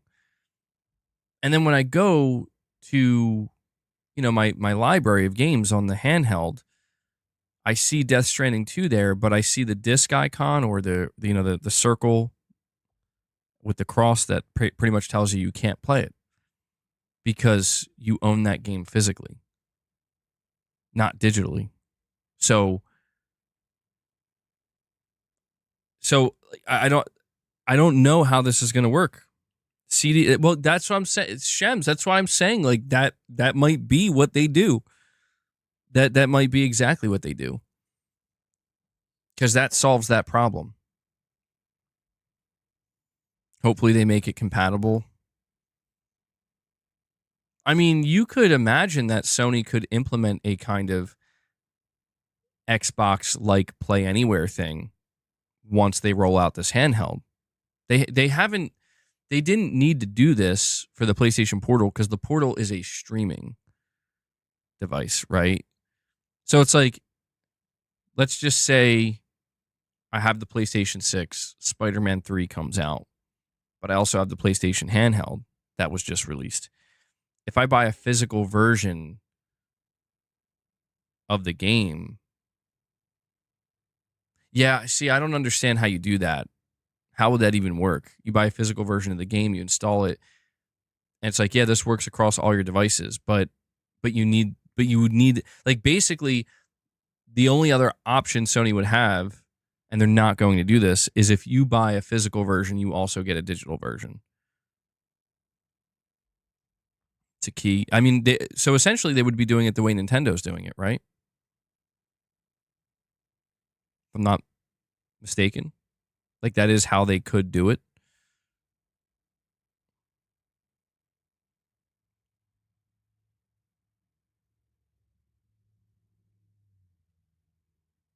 Own nothing and be happy. I mean, yeah.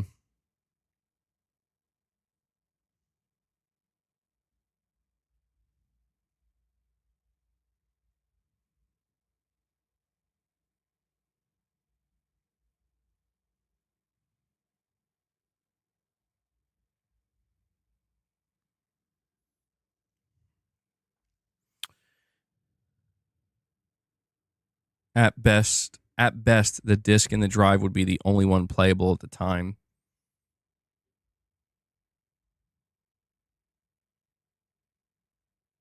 Yeah, I mean, they could do it that way.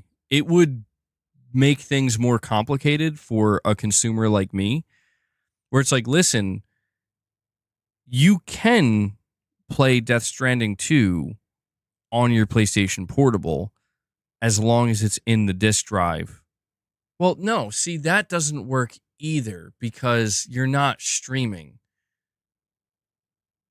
Yeah, I don't know. See, that's where it breaks down because it's like when you boot up, like the PlayStation Portable is going to be a digital only device, obviously. So it's like when you log in, it would be the equivalent, straight up. It would be the equivalent of buying a physical version of Death Stranding 2 right now and then buying a digital PS5 and being like, I have the digital PS5 in one hand and the disc for Death Stranding 2 in the other, and say, I'm going to play Death Stranding 2 on my PS5 now. It's like, you literally can't. You literally can't do that. There's no disk drive in this device. Because that's the thing. This device is not a portal. It's not, you're not streaming the PlayStation 6 UI. It's going to be its own dedicated device that when you boot it up, it is a PlayStation, you know? So I don't know what they're going to do. Honestly, I think Shems might be onto something with the CD keys there, man. Might be onto something. That's going to be such a weird situation, but I mean, I'll be honest with you, man. Like, if at the end of the day, I have no control over what happens. If at the end of the day, Sony's like, yeah, there's going to be DRM, just like with Nintendo, just like with, Microsoft, just like PC now, like everybody's doing it. If they're like, but we'll still literally give you a disc. Like if you're that person that like you just need to have your physical copy, it doesn't have any value anymore. Or maybe it would. I mean, if you look at the way Nintendo's doing it, it's still. You guys answer this question for me because I'm actually not sure. There's still going to be a used Switch 2 market, right? For games? Or no, there is, right? And that's because you need the cartridge. Oh God. Okay. Yeah, I don't know. But see that's where, okay, Nintendo can do that though cuz it's a hybrid. You need the cartridge to access the game even though it's just a digital key. It's a key to get the game digitally. But whether you're playing at home or docked. Yeah, I don't know what Sony's going to do. I might be overthinking this, but I don't know what they're going to do. Because they're in a particular circumstance.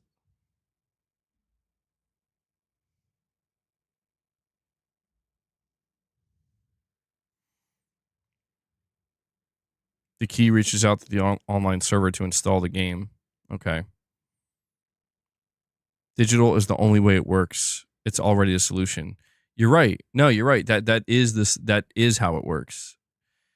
So that makes me really wonder, like, did Sony already make that decision? Did Sony already decide that we're done with physical games once we roll out the PlayStation 6?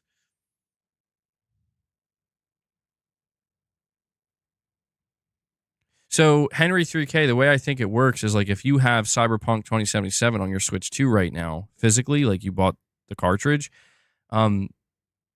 if you take that cartridge out of your Switch 2, you cannot play it. So like the game can be installed, but you will be locked out of it. It has to be able to read that cartridge to play it. So it's not like you could install it and then sell it and be like, now I just get to play Cyberpunk for free. Like, no. We already have CD keys and you don't know what MBG. No, you're right. They kind of do exist. I mean, not fully, but there are many games that are playable offline, like fully playable offline on PlayStation. But yeah, we're seeing more and more developers like not put the full game on the disc, or the game is just not fully playable until you get that day one patch or whatever.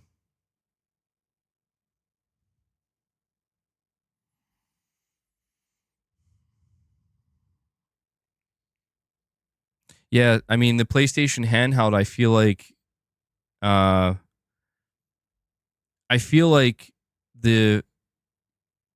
market, even though it's a smaller market, but the market of gamers that still care about physical games, specifically on PlayStation, which I think, they still exist. They absolutely still exist. I see them. I don't think they've really paid much attention to the PlayStation handheld and the implication this could have on Sony's next gen plans in terms of going all digital.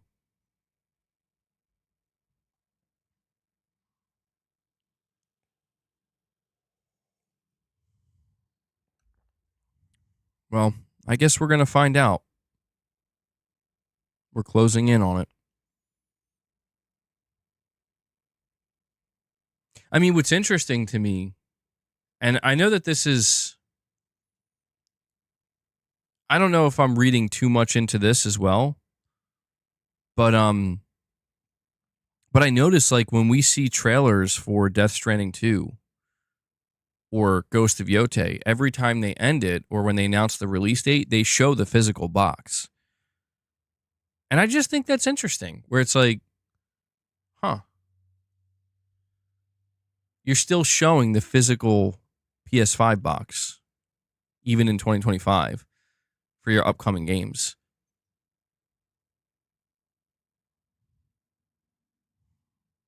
Again, I don't know if I'm reading too much into that, but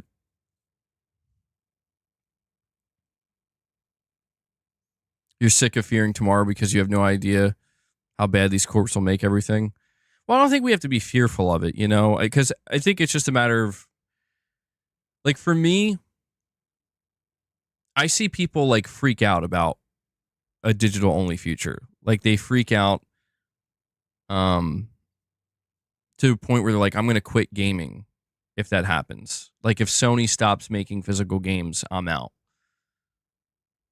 And it's like, I can respect it and I understand it, but I'm not going to lie to myself and be like, if that's my only option, like here's Ghost of Tsushima 3, Jin's back or something. And the only way I can access it is I have to buy a digital copy on my PlayStation. I'm going to do that. I will still sit there and be like, would have been fucking great if I could have bought a physical copy and put it on my shelf. But if that's the only option, I'm not going to not play that game. That's just me being honest with myself, And I think these companies know that too. But, At the same time, though, like I'm trying to do my part where I don't want to facilitate. I don't want to facilitate that future. I don't want to encourage that future. So I'm going to do my best to prevent it. But it's tough because it's like, this is where we're headed, no matter what. You know? What if these companies want to slap you before you play, like Squid Game? I just love boxes.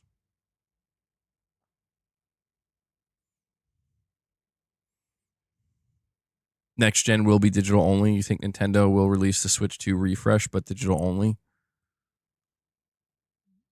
I didn't think about that. Well, yeah, I mean, Microsoft has used this opportunity with everything that's going on with the Switch 2 to their advantage, where they're like, yeah, $80 games. Hey, we're done with physical games too. Like, I mean, Microsoft's doing everything very quickly. And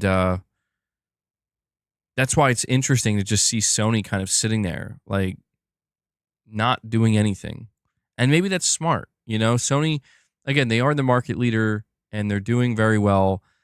They don't have to do anything hastily, but at the same time, it is worth keeping in mind that they are absolutely looking at everything that's going down right now and trying to figure out, because they're going to have to make a decision.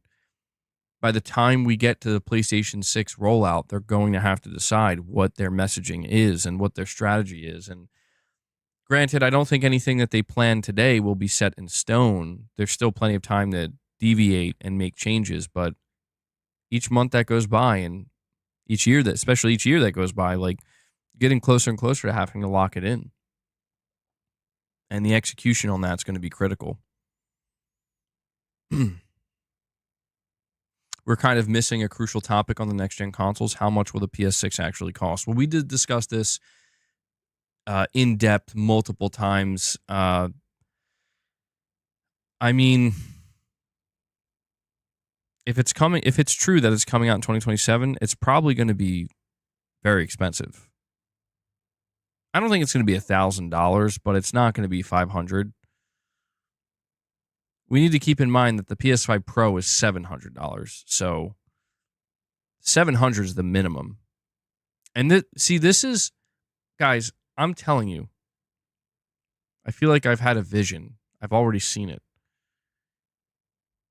The PS5 and the PS5 Pro are going to be seen as, like, they're going to be vital, dude. Even when the PlayStation 6 launches, Sony is going to, like, I don't want to say they're going to prioritize the PS5 more than the PS6. They're not going to do that.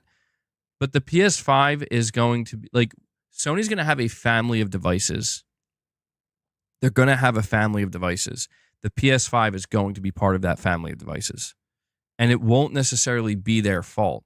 I don't know if I want to, yeah, I mean, the PS5 will be the Xbox Series S to the PS6, potentially.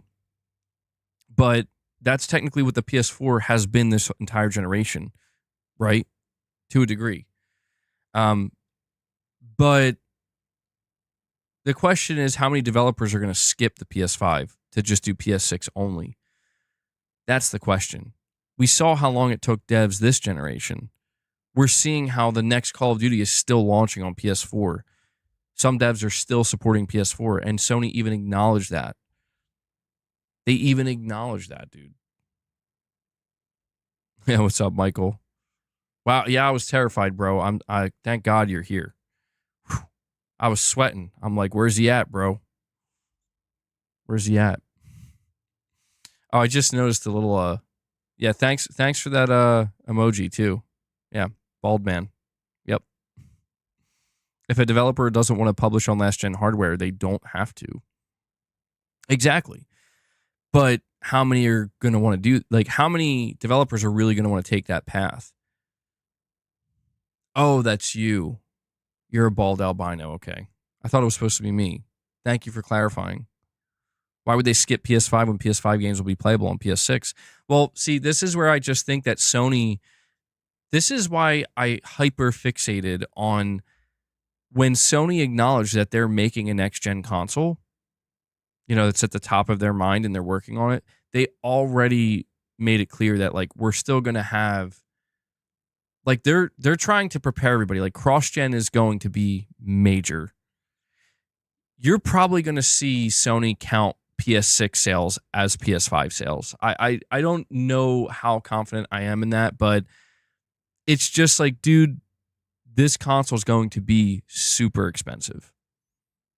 The PS6 is going to be super expensive, and I don't know that Sony's going to be able to find the type of success that they have found with the PS4 and the PS5 with a $700 minimum entry console. I don't know how they do that. I don't know if they can do that. I don't know that anybody could do that.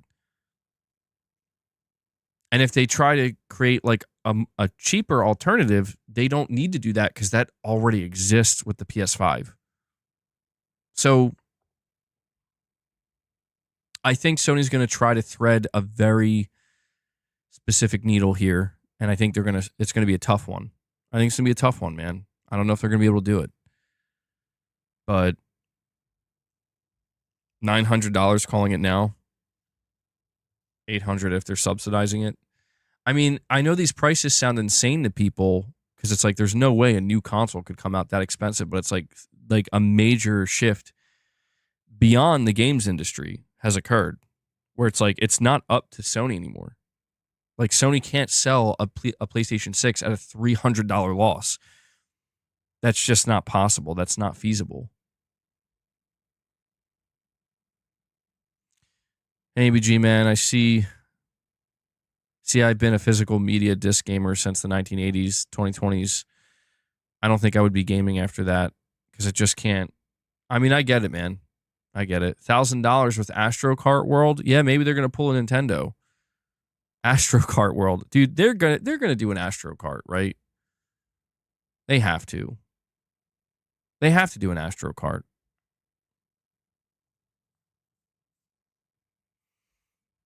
Price it at $700.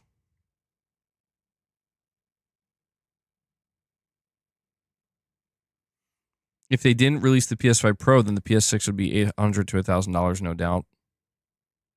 Well, again, it's just a simple fact that we expect the PlayStation 6 will be much more capable and much more powerful than the PS5 Pro. So if the PS5 Pro is still going to be sold for $700 3 years from now, there's just no chance that Sony comes out and says, yeah, we're going to sell a PS5 Pro and a PlayStation 6 for the same price. That just wouldn't make any sense. That wouldn't be possible. Gavin Hillock, a member for 25 months. Thank you for that support, Gavin, saying it's currently 800 euros where I am for a PS5. That's over $925. Prepare yourselves for the PS6. Well, see, this is why I think, Sony's going to have, 3 more annual business meetings to do before the launch of the PS6. I think as we get closer, 2026, you're going to see Sony make it even more clear that PS5 sticking around. Please expect that. The year after that, 2027, I think Sony's going to get really, they're just going to flat out tell you, the PS6 is an extension. Listen, I could be wrong about this, and I don't know how Sony executes it differently. That's their problem to figure out. I don't get paid enough. I don't even work for them, but I the people whose job it is to figure this out are getting paid a lot of money. But I am prepared to find out that by the time the PlayStation 6 is being talked about and it's, we're hearing rumors about it and it's like, oh, the PlayStation 6 showcase is coming up.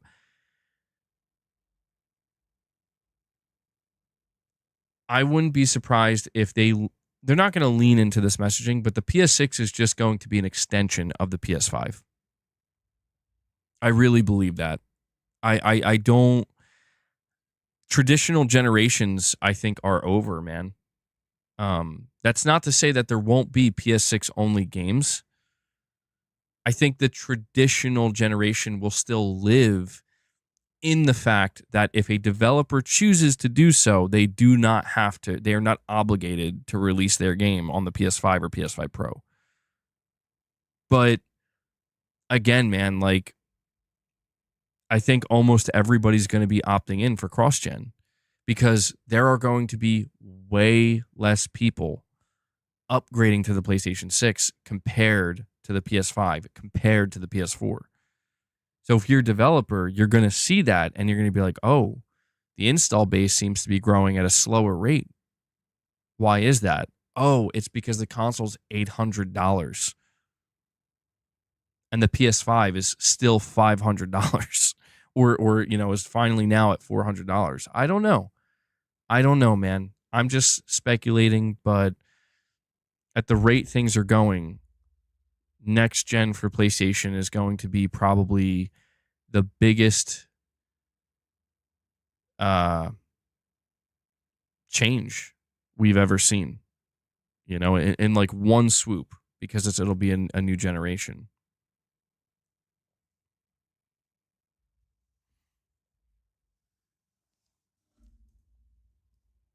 There has to be a major upgrade in order for people to spend that kind of money. Well, see, that's another problem, right? Is Sony obviously has to worry about how they're going to sell people on a very expensive new generation console. But I just think that no matter what they come up with, I don't know. This is Mark Cerny's territory, man. Mark Cerny, I gotta say, like, this is probably going to be the last hardware he ever works on for Sony. Or not ever, but like probably the last console generation. And this is the one where it's like, I don't know what he's going to come up with, man. I don't know what he's cooking because it's just, the PS5, I think, had enough things at the launch to be like, oh, okay, that does look kind of next gen, like I see the difference. I don't know what the PlayStation 6 is going to be able to do, man. I really don't know. I don't know what Sony's going to do, but it's going to be so, I can't stop thinking about it because it's clear that like it's going to be an interesting ride. It's going to be a really, really, really interesting ride to see, like, bro, things have changed so much since the PS4 and even since the launch of the PS5. Things have changed so much in such a short period of time. And who knows what's going to change between now and 2027. In Cerny, we trust, bro. The controller will give you smells. You can smell it.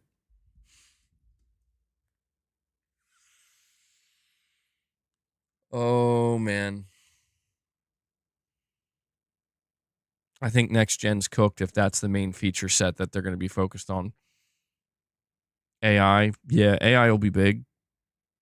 You don't know how they will convince you without games. I'm assuming you mean like truly exclusive games. The smell of victory. Nano Machines. Dark Horse with a $5 chat. Thank you, buddy. Saying everyone was laughing at the Series S now that the Series S is getting the last laugh because we are at the point where graphics have diminishing returns. Well, I mean, I think the problem with the Series S, Dark Horse, I don't know if I agree fully with that. I think the problem that the Series S presents maybe is in the form of like the Series S is going to be what the Xbox One is, right? If that makes sense, where even now, like there are games being made for last gen, but part of that is getting this game up and running on the Xbox One, dude, like the original Xbox One.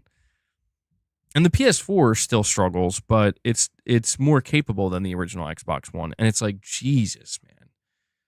Like, that's a crazy low. I mean, you're talking about going back to hardware that was already underpowered in 2013, and now we're like over a decade removed from it. I think the Series S, the problem it presents, I don't even think is in front of us right now, You know, like I've said before that I think the Series S, it's obvious that some developers are not on board with it. It's obvious that some developers do not like the Series S and they would prefer not to have to make games for it. But the reality of the Series S this generation is that most games play on it. Not saying they look great, not saying they run great, but most games play on it. I think the real problem comes in the form of what I'm talking about, right? Where is the Series S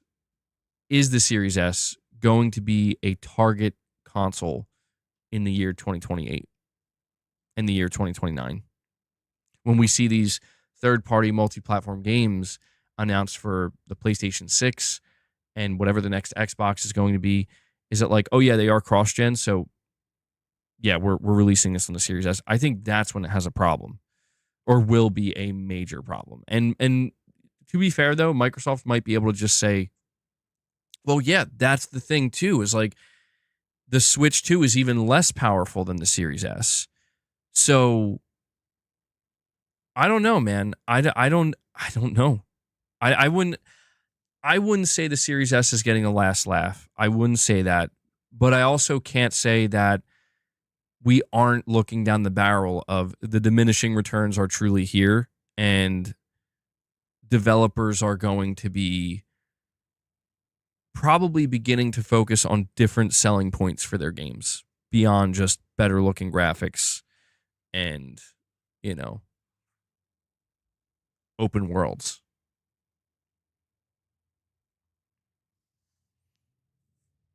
When it comes to the Series S, man,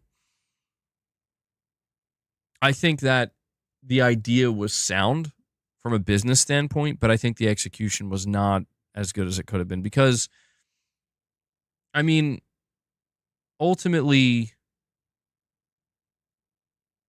I do believe that Xbox players, like people who bought the Xbox console, I think they would have preferred a mid-gen refresh over the Series S.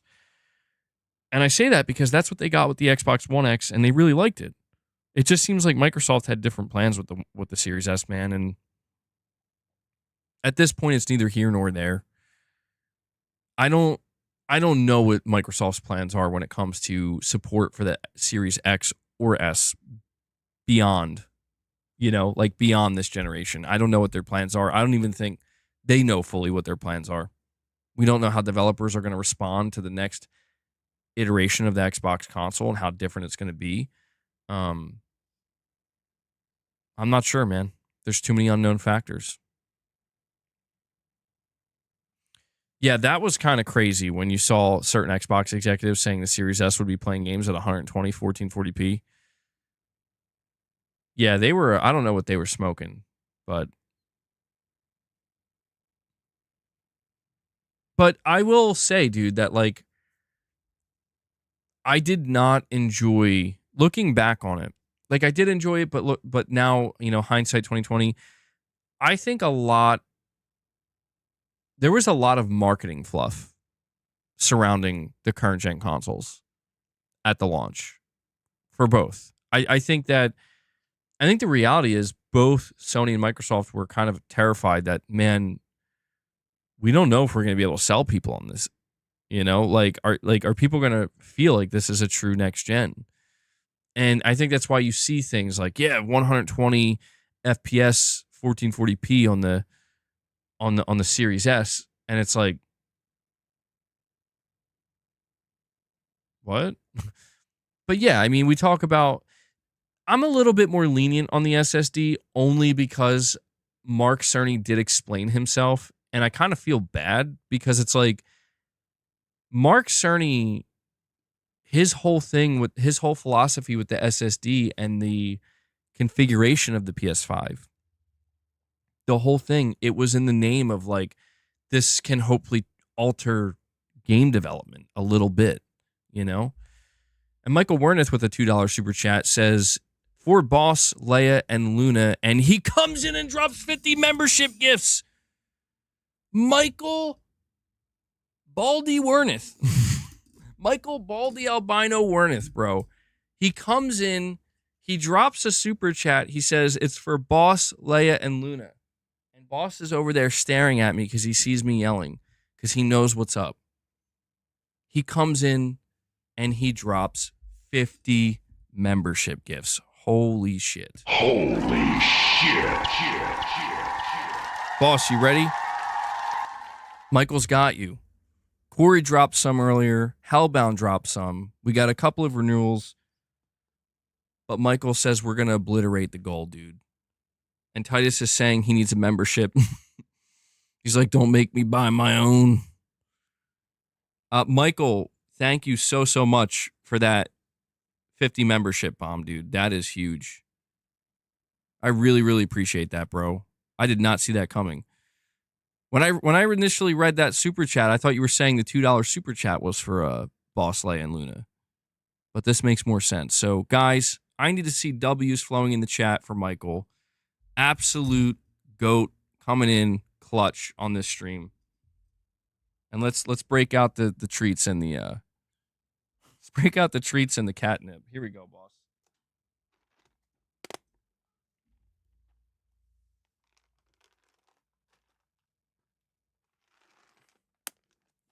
Good stuff. Good stuff, man. So for anybody who's here in the stream right now, if you got gifted a membership, we have been doing some more members content. We've been doing it a little bit more spread out. We did a members lounge, I think like a week and a half ago. You can check that out. But more recently, we did a 2.5 hour platinum playthrough, members only platinum playthrough for Days Gone Remastered. So if you're at all interested in that, go check it out. It was a good time. We had fun. Took out a lot of hordes. William, you're saying, MBG, did you see my latest post correcting misinformation on at least one tentpole a year? I believe I did.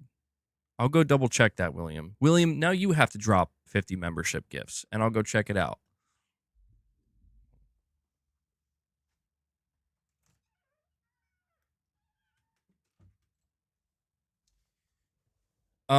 We did talk about that a little bit yesterday, though, William, how Herman Hulse said they're striving for at least one single-player tentpole a year. And I did see some people were running with that in a negative way. And I think they just don't fully understand. So we're at 63 members now, by the way. Yeah, I'm going to update that. Amazing stuff. I mean, you really just blew through like 2 goals there, bro. Thank you so much. Yeah, Borderlands 4 is confirmed to be $70. A lot of people were thinking it was going to be $80, so that's good news, I would say. I thought it was going to be $80. Michael's been here for a long while, supporting consistently.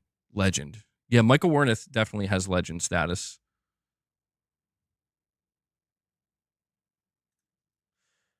All right, let me... Hold on.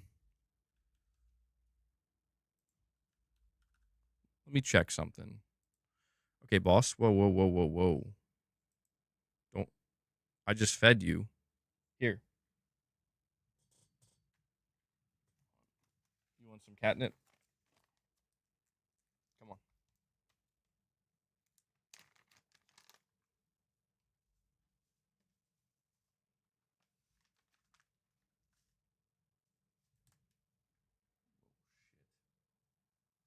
Oh, man. Okay. It's about to get crazy in here, dude. They're both on there eating the catnip, bro. And Shems comes in. Shems, it's been a while since I've seen you dropping some gifts, bro. You dropped a single membership to keep that train going. Thank you so much for that, man. Thank you. Appreciate it. And that brings us to 64. So, guys, yeah, by all means, if you want to keep the member train going and see how far we can take it, go for it, man. Anytime you drop a member gift or if you become a member, you're helping support the channel. You're supporting the content. You're making it possible for me to continue to run this channel. So thank you so much. Hey, you want some too? Here.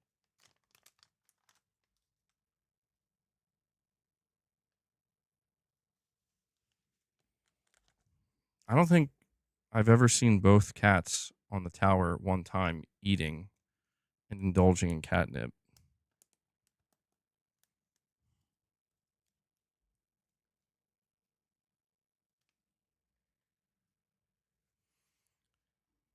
I'm going to look for William's post here.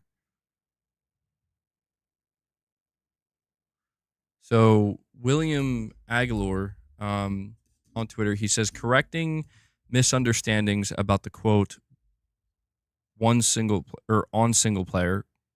We are focused on consistently delivering at least one tentpole title per year at the right time in the year at the right quality level, which players have come to expect from PlayStation Studios. And that was what Herman Hulse said. Hold on. William, I'm going to continue. Oh, hold on. We got a cat battle going on here.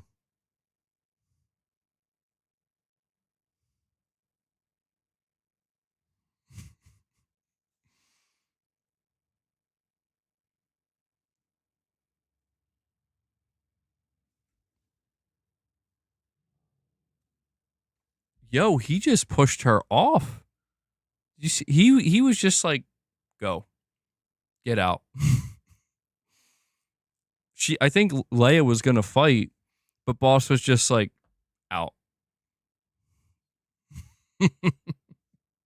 I'm sorry, Leia. Yeah, I don't know. I guess he just doesn't want to share right now. This guy, man. This guy. Anyway. William says here, at least one does not mean only one. In terms of first-party AAA tentpole single-player releases, the PlayStation 5 generation has been in line with the PS4 generation.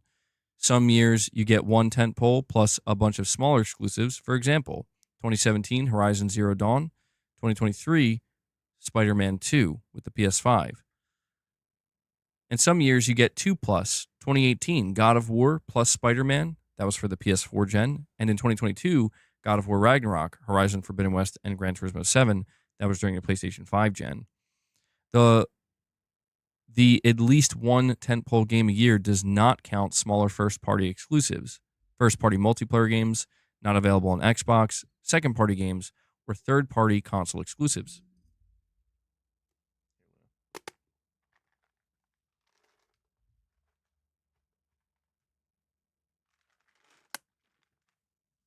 For example, 2024 first-party IP Astrobot won tentpole title Game of the Year. Lego Horizon Adventures, Helldivers 2, Until Dawn Remake, Horizon Zero Dawn Remastered, second-party published, Stellar Blade, Rise of the Ronin, third-party console exclusives, FF7 Rebirth, Silent Hill 2 Remake, and Grand Blue Fantasy Relink. Note, there are 3 different types of exclusives. Number 1, exclusive, in parentheses, only available on one platform. Example, Astrobot.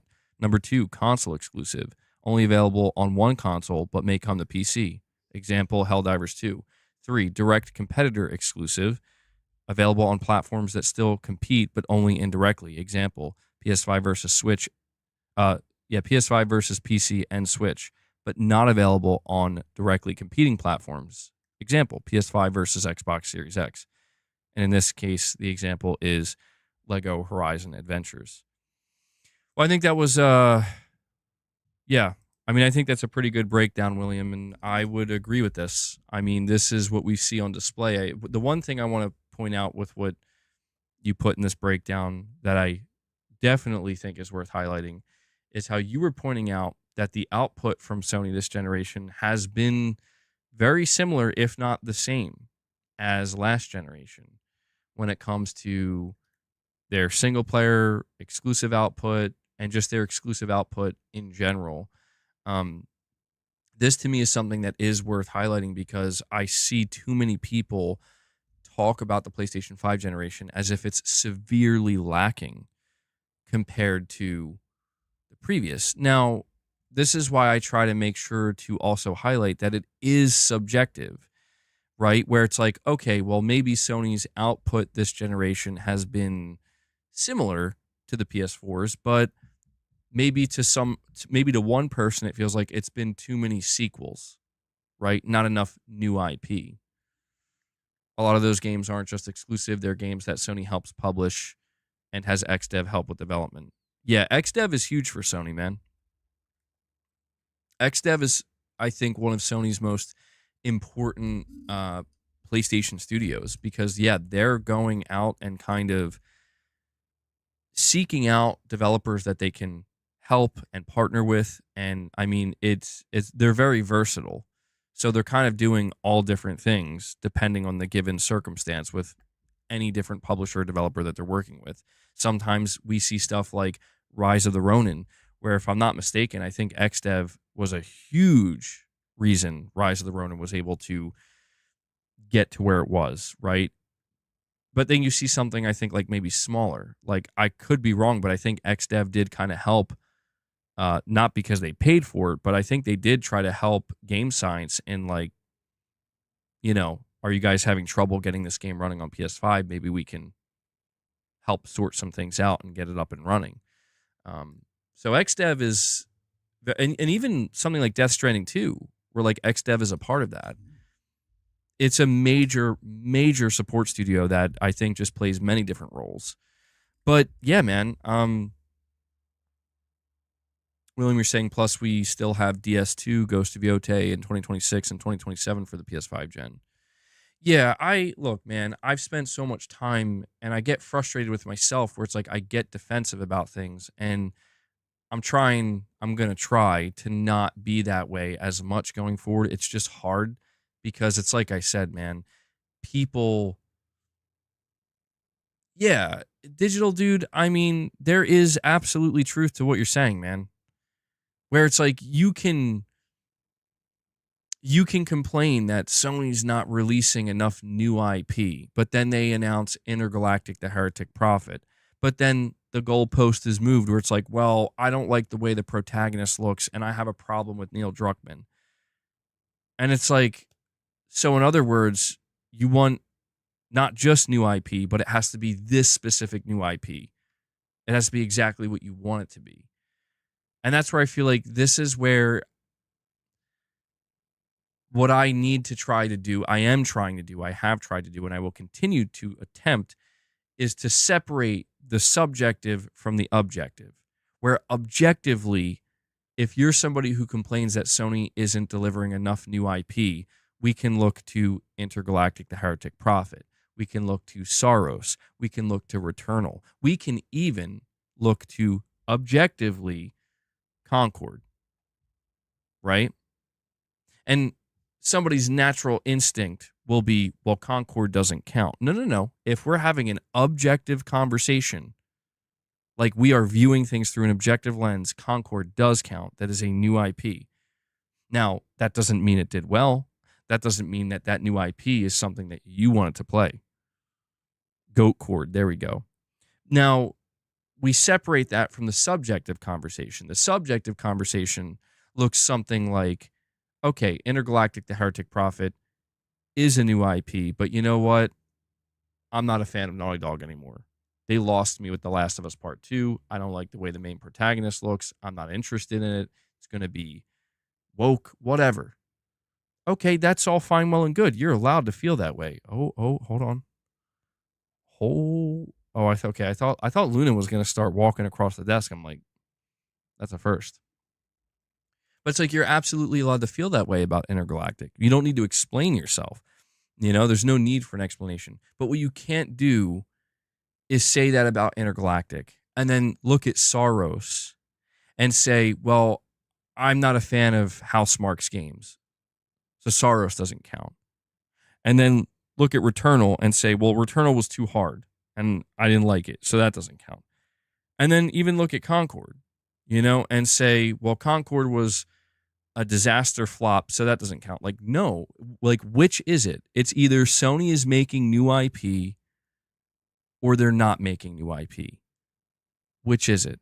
And the answer to that question is they are developing new IP. But I understand people want to have deeper, more nuanced conversations.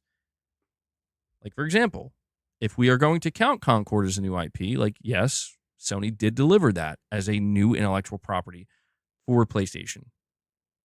If we go just a tad bit deeper, we see that, oh my God, that is quite possibly the worst new IP that they could have went with, and complete train wreck, right?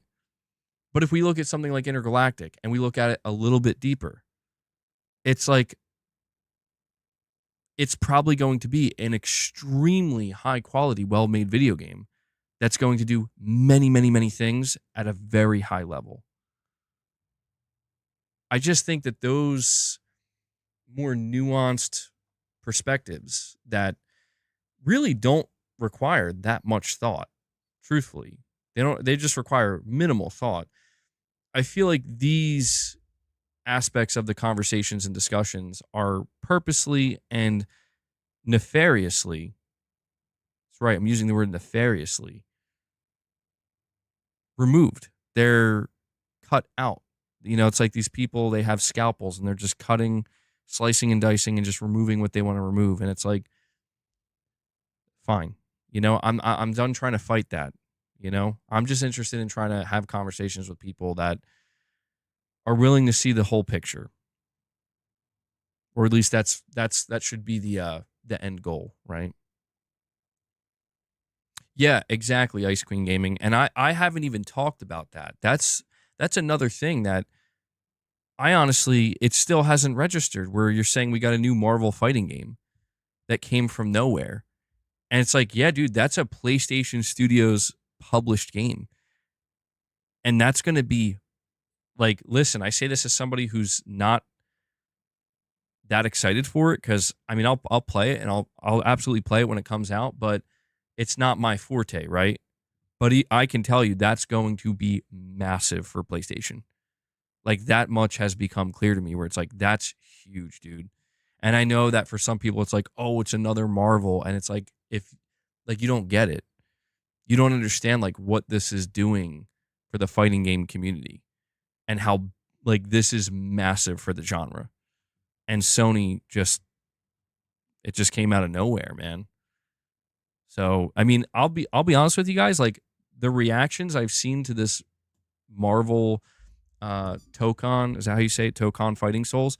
It's been so over the top and so positive that even I'm now kind of like, you know what though?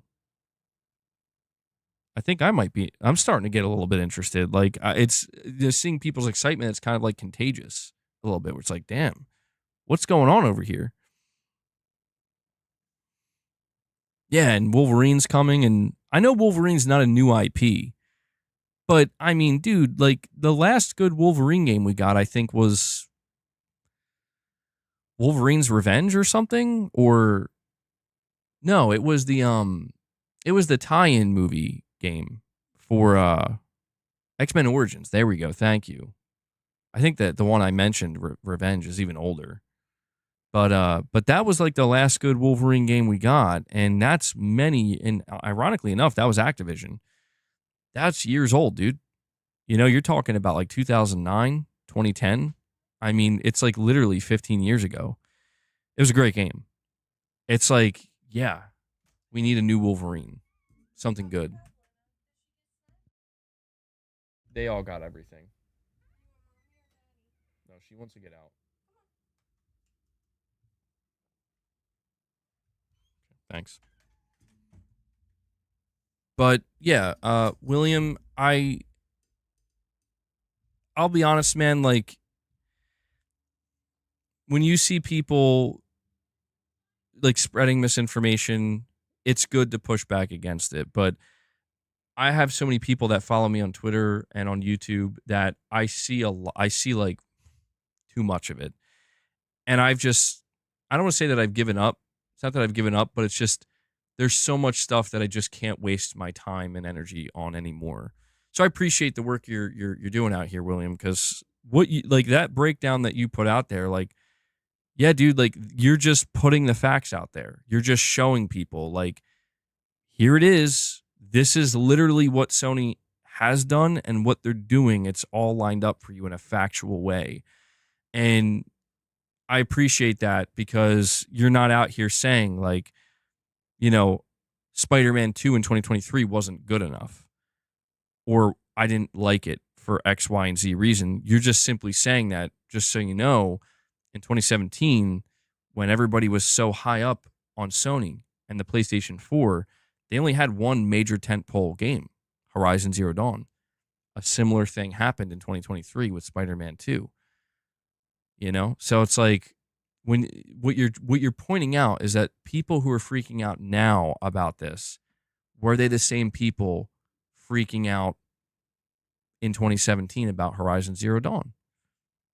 I don't recall seeing that. What I recall seeing is people losing their minds. And again, I understand Spider-Man 2 is a sequel. It's not a new IP. Horizon Zero Dawn is a new IP. I do think there should be more hype overall for a new IP like Horizon. But people make it sound like it's like a night and day difference here, and it's just simply not. Oh, you're welcome, William. Yeah, you do good work, bro. I appreciate what you do. Ghost of Tsushima is fairly new too. Yeah, I mean, even when we look at Ghost of Yotei that's coming out this year, it is a sequel in a sense, but not like a direct sequel. It's almost, it's almost like being treated like an anthology. And that's different. Like that's very different from a lot of what we see from PlayStation Studios. Sucker Punch is actually deviating. And some people don't like that, but this is again, it's always back. It always comes back down to different strokes for different folks, right? Everybody's got their own preferences. I am very excited for the State of Play. Yeah, I'm absolutely going to be streaming that Ghost of Yotei State of Play. I am extremely excited for that. I have to admit, I was a little bit nervous that Sony was not going to give Ghost of Yotei its own State of Play. And the reason why that made me a little bit nervous was because I was like, are they afraid it's going to look too similar? Maybe showing a lack of confidence here. Just something. But it's the opposite. They came out and they're like, no, we're announcing a State of Play a month in advance. I think they have a ton of confidence in this game. And that's that's a sign of that confidence. And I'm like, okay, all right, this, I guess I'm just saying that Ghost of Yotei could actually end up being even better than I thought it would be. I don't want to overhype it. I still have to see it myself. And Ghost of Tsushima, to me personally, is a very high bar. I did want to see Jin come back. I'm cool with him not coming back and them doing a story 300 years later. But I have the utmost confidence in Sucker Punch, man. I remember when I played Infamous Second Son, I was a little bit late to it, but I was like, dude, this game was good. Like, I'm like, this game was like I was surprised a bigger deal wasn't made about Infamous Second Son, but I could tell, so I was like, oh, Sucker Punch made this. It feels like they're on the verge of true greatness. Like, I could feel that when playing Second Son, where I'm like, I think whatever they do next, that's going to be their moment. And I think I was right. I think Ghost of Tsushima was that moment. But I don't think they're done yet. I don't think, what I'm trying to say is I don't think Sucker Punch has peaked. And that's what has me so excited about Ghost of Yotei, where I'm like,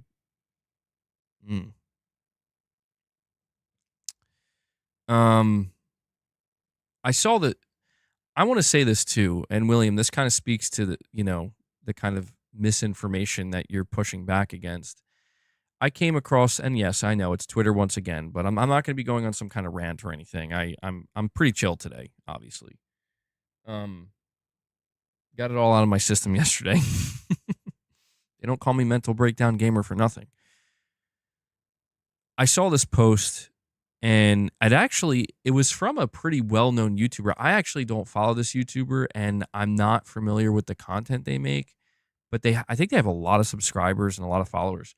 And they put out this post about PlayStation, and I'm paraphrasing. I don't have it up in front of me or anything, but they put a picture of the PlayStation 6, like the PlayStation 6 logo.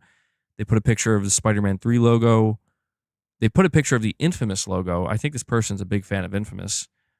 And something else. I think it was God of War. Looked like God of War Egypt or whatever. And their post was, and I guess they were talking about the PlayStation 6 because the PlayStation 6 was making rounds due to PlayStation's business meeting. And they essentially said, I want the PlayStation 6 generation to be different from the PS5 generation because the PS5 generation was too focused on remakes and remasters, and we didn't get enough like new games and like really big exclusive games.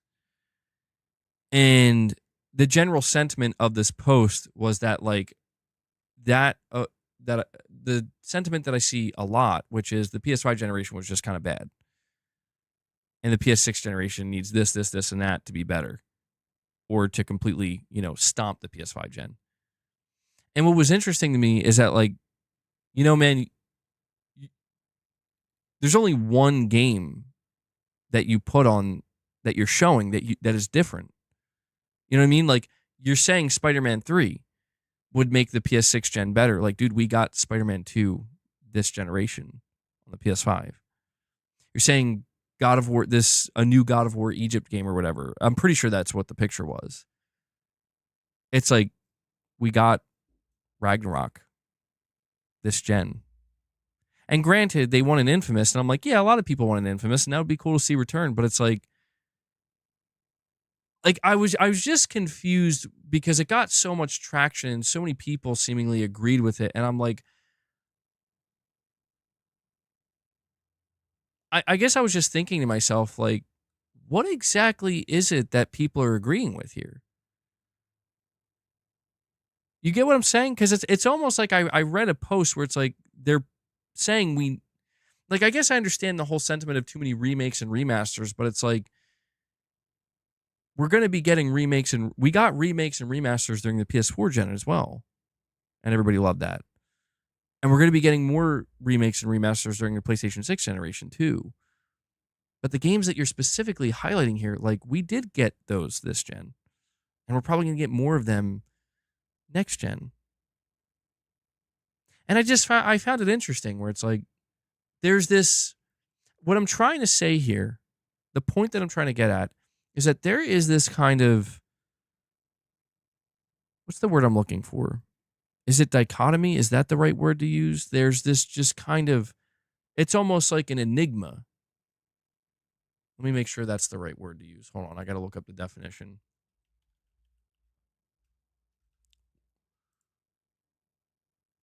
A person or thing that is mysterious, puzzling, or difficult to understand. Yes. Okay, there we go. I am using it correctly.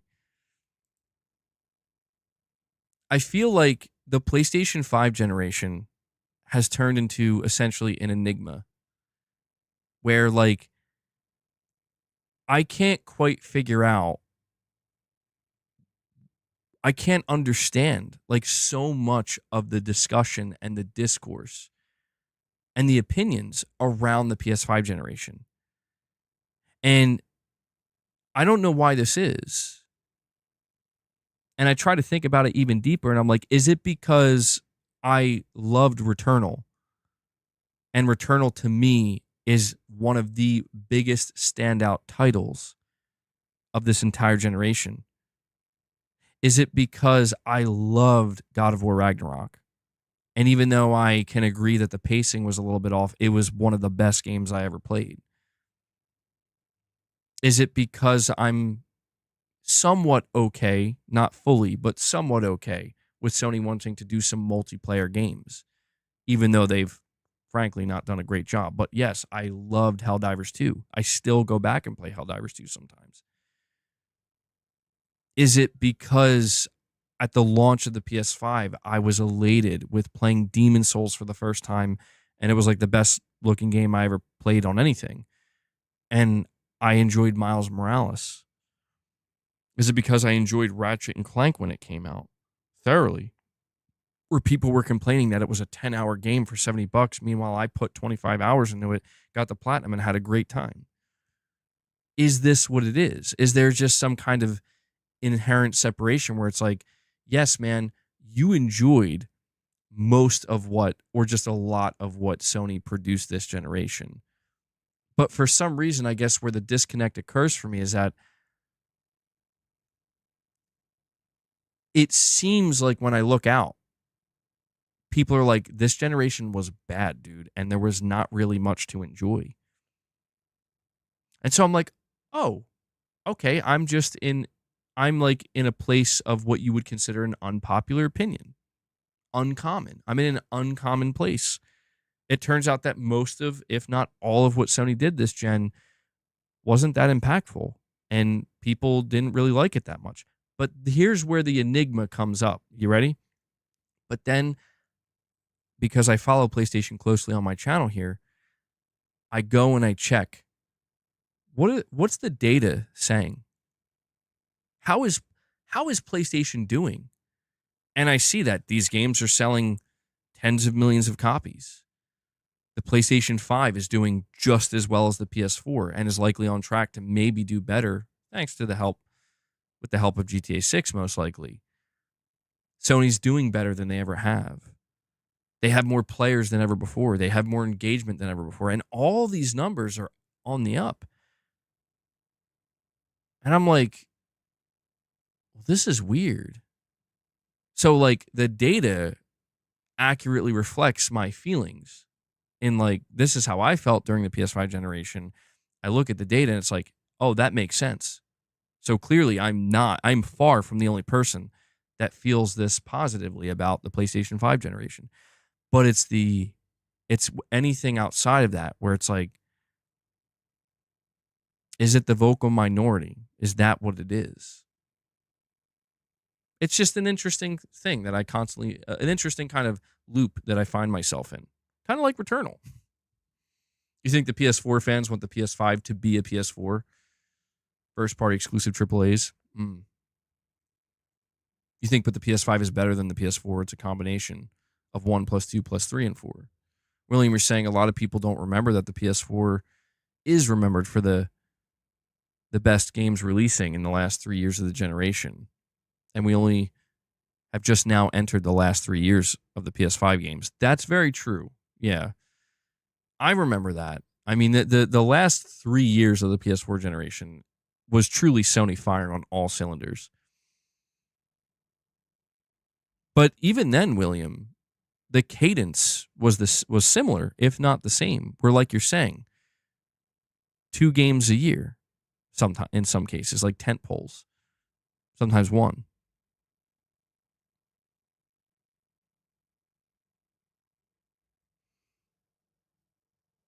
The PS5 is a broader church than the PS4. Some more difference in opinion. Yeah, like, that's the thing, man. I don't feel... It's not a matter of, like, getting defensive and be like, no, let me tell you why the PS5 is the best. And destroy... Like, but it's just there... And I know you guys see it, too. Like, there are a lot of people who are trying very hard to downplay, I don't want to say the success, but what is considered good about PlayStation. I mean, that could translate to success. You know, that term is interchangeable, but that's what I see, and that's what I don't understand. Where it's like, I almost see people like, you talk about Wolverine coming up, and I see a disturbing amount of people. I sense a disturbance in the force. I see like an unsettling amount of people like rooting against it. Like they want it to be bad and they want it to fail. And I'm like, why? Like, where did Insomniac hurt you, bro? Like, why? What's wrong? Why would you root for this game to not be good? And you know, to be honest, that's like on the lighter side of what you see. What you see more often is somebody just being like, oh, it's going to be another single player 10-hour game that's just going to be a reskin of Spider-Man. And it's like, man, you're fun. You're fun. Gaming Survivor, you're saying, in my opinion, when it's all said and done, the PS5 will be the best generation Sony ever produced. Gaming Survivor Jim Ryan confirmed. He's actually Jim Ryan. Only Jim Ryan would say something like that, bro.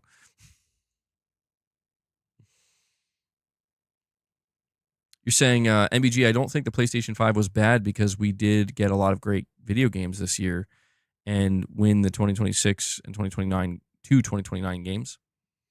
Well, you know what? Maybe another problem is maybe sometimes the way I talk about it, we're like, yeah, sometimes I think I frame these conversations, or others do too, as if the PlayStation 5 generation is over. And in reality, it's like, yeah, we still have like at least 3 solid years left.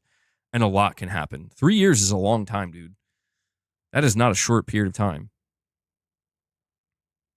You think people's opinions on the PS5 generation will turn around in 2026 and 27? Because that, along with Ghost of Yotei this year, will be equal to 2018, 2019, and 2020 with God of War, Spider-Man, etc. on PS4. I think Intergalactic is going to be a big one that is I think that's the major unknown, you know? Intergalactic, I think, is going to be a game that either skyrockets PlayStation or I think it'll do well no matter what, but it's like, I don't know.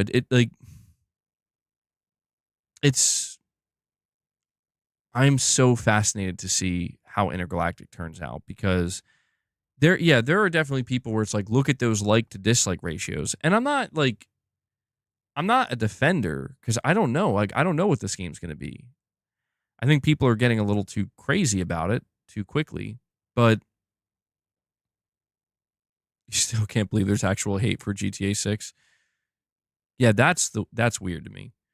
But I don't know, man. I kind of look at Intergalactic and I'm like, well, yeah, the like to dislike ratios on all of the trailers are bad. Just flat out not good. Anytime they post about it on social media, it's bad. It's not good. But I still see in between all of that a fair amount of people, if not a lot of people, that are excited for it. And I think Intergalactic's going to be a very interesting game to observe for multiple reasons, but specifically to see, like, Intergalactic is going to be one of two things.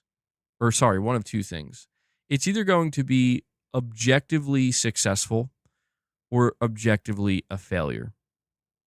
The third thing is it could just land somewhere in the middle, but I don't think that's what it's going to be. I don't think a Naughty Dog game in the year 2026 or 27 is just going to land in the middle somewhere. I just don't think that's possible, considering the status of the studio and also the controversy that kind of surrounds them.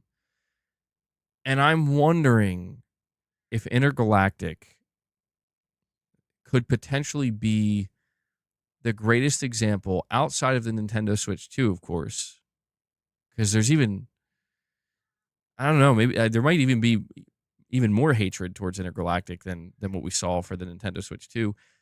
Could this game end up being the greatest example of, and the internet is dead fucking wrong again?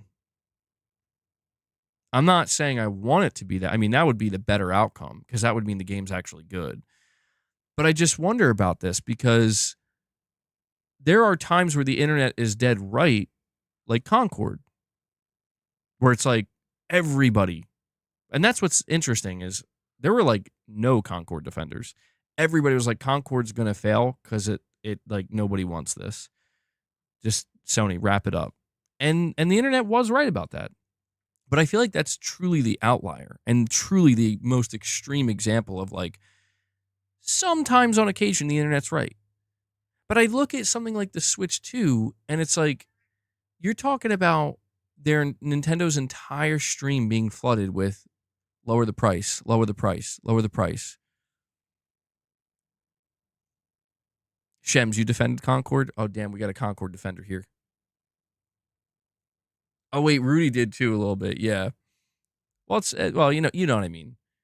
But, like, you see people flooding Nintendo streams saying lower the price, freaking out. And it just didn't matter at all. And and all I'm seeing now, all the haters have seemingly moved on. And all I'm seeing now, like, for the past couple days, is people talking about what they're enjoying, what they're playing, and showing pictures of themselves playing it or whatever. And yeah, half those people probably did end up buying it, and that's why they're not hating on it anymore, because they're busy playing it. And I just wonder if Intergalactic is going to be another example of like if Naughty Dog comes out, they show the game and the gameplay looks phenomenal. Everything about the game seems awesome. And maybe the worst thing you could say about it is, yeah, maybe the character, the main protagonist seems like a slight girl boss or whatever, like okay. Um but it's just like from top to bottom, it's just like, wow, this game looks really, really good and high quality. Like it's going to be hard to argue against this game. And then it releases and it does amazing.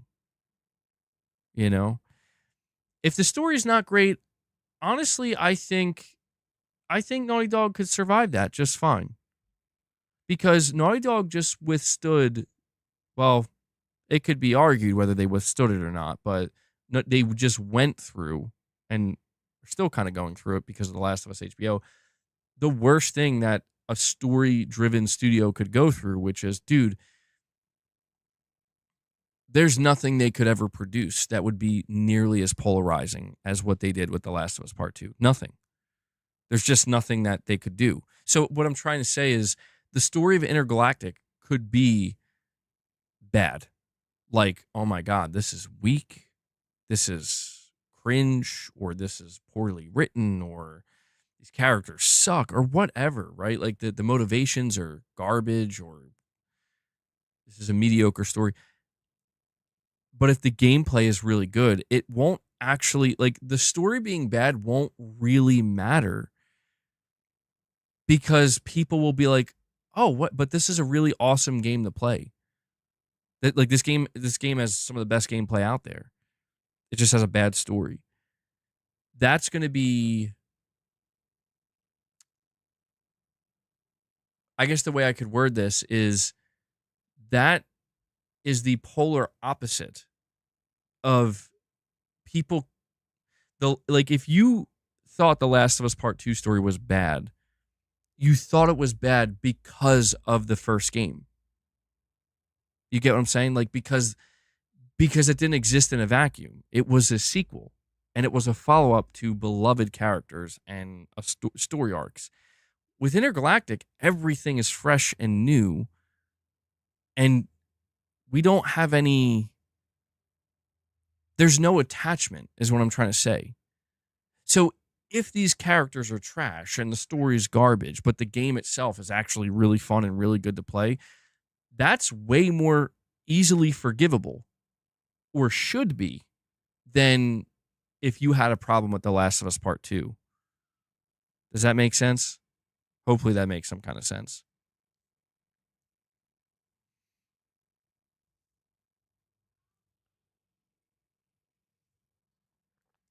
Wait, Devil Shooter, are you saying the gameplay, you said The Last of Us 3, but I think you meant 2. Are you saying the gameplay didn't matter for The Last of Us Part 2, so you disagree?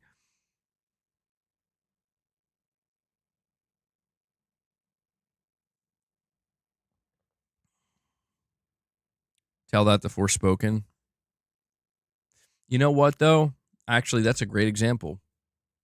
That is a great example. I didn't think of that. Forspoken is an interesting one.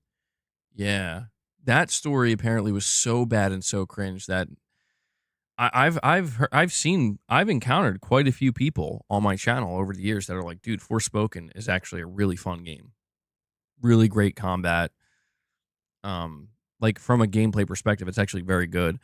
But that is, okay, that you might be right about that. But I mean, I don't know. I feel like, I mean, do we get the vibe from Intergalactic though that it's going to be anything like Forspoken story wise? I'm not getting that vibe. I feel like with Forspoken, it had some weird vibes leading up to the launch. You regret buying it so much.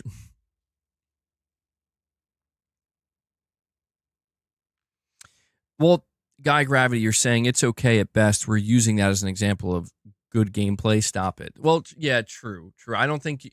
Yeah, that's where it's where it's like, okay, if we were to compare what Intergalactic's gameplay is going to be, compare that to Forspoken. I mean, I don't know that they're going to be comparable.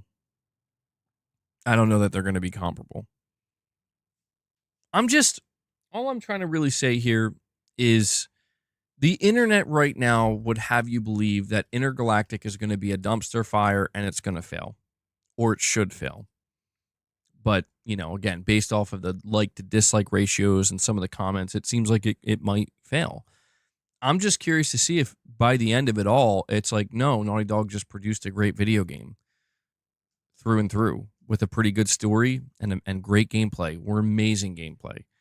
And there's a lot to like here. And that's all it is. If that's what it is, it's going to make a large portion of the internet seem really stupid. Just like a large portion of the internet looked really stupid with the Switch 2. But we don't know yet. There's too much we don't know. But I'm rooting for it. I'll never be one of these people where it's like, I hope Naughty Dog makes a dumpster fire game that I hate. Like, no, dude. Why would I want that? They will just say it's a biased take. Yeah, that's true too, Titus. There is no winning. It's over, guys. I'm out. It's over.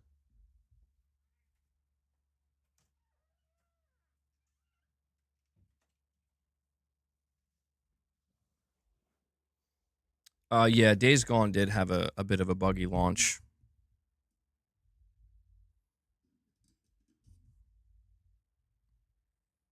I mean, what's interesting when I look back at playing Days Gone at launch, I saw people, they were clearly having some issues. I had minimal bugs. Like maybe I just got really lucky, but I ran into like minimal issues throughout my entire playthrough of Days Gone originally. I think I've actually had more bugs, believe it or not, in my most recent playthrough with remastered, which is weird, but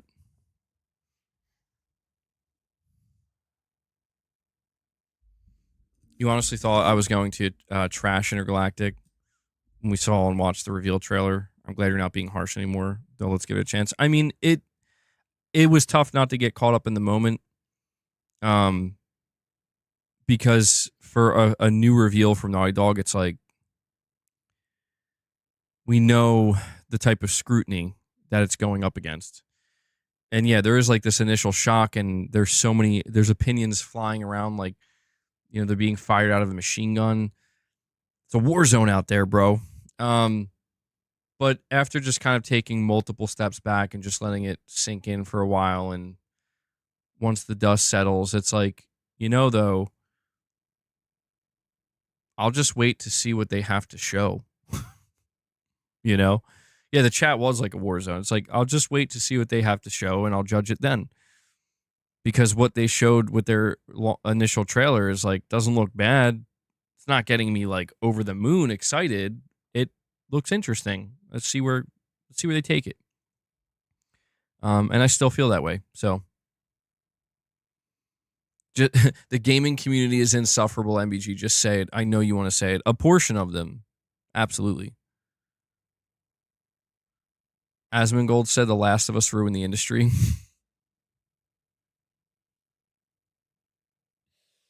Wait, are like, is that a quote, or are you paraphrasing what he said? Because that's crazy, dude. There's a lot of things that are contributing to ruining this industry. I don't think The Last of Us is one of them. You could make an argument that Sony got a little remaster crazy with it, but that's wild.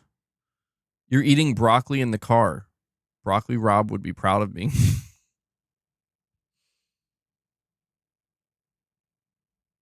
Of all the things you could be eating in your car, broccoli.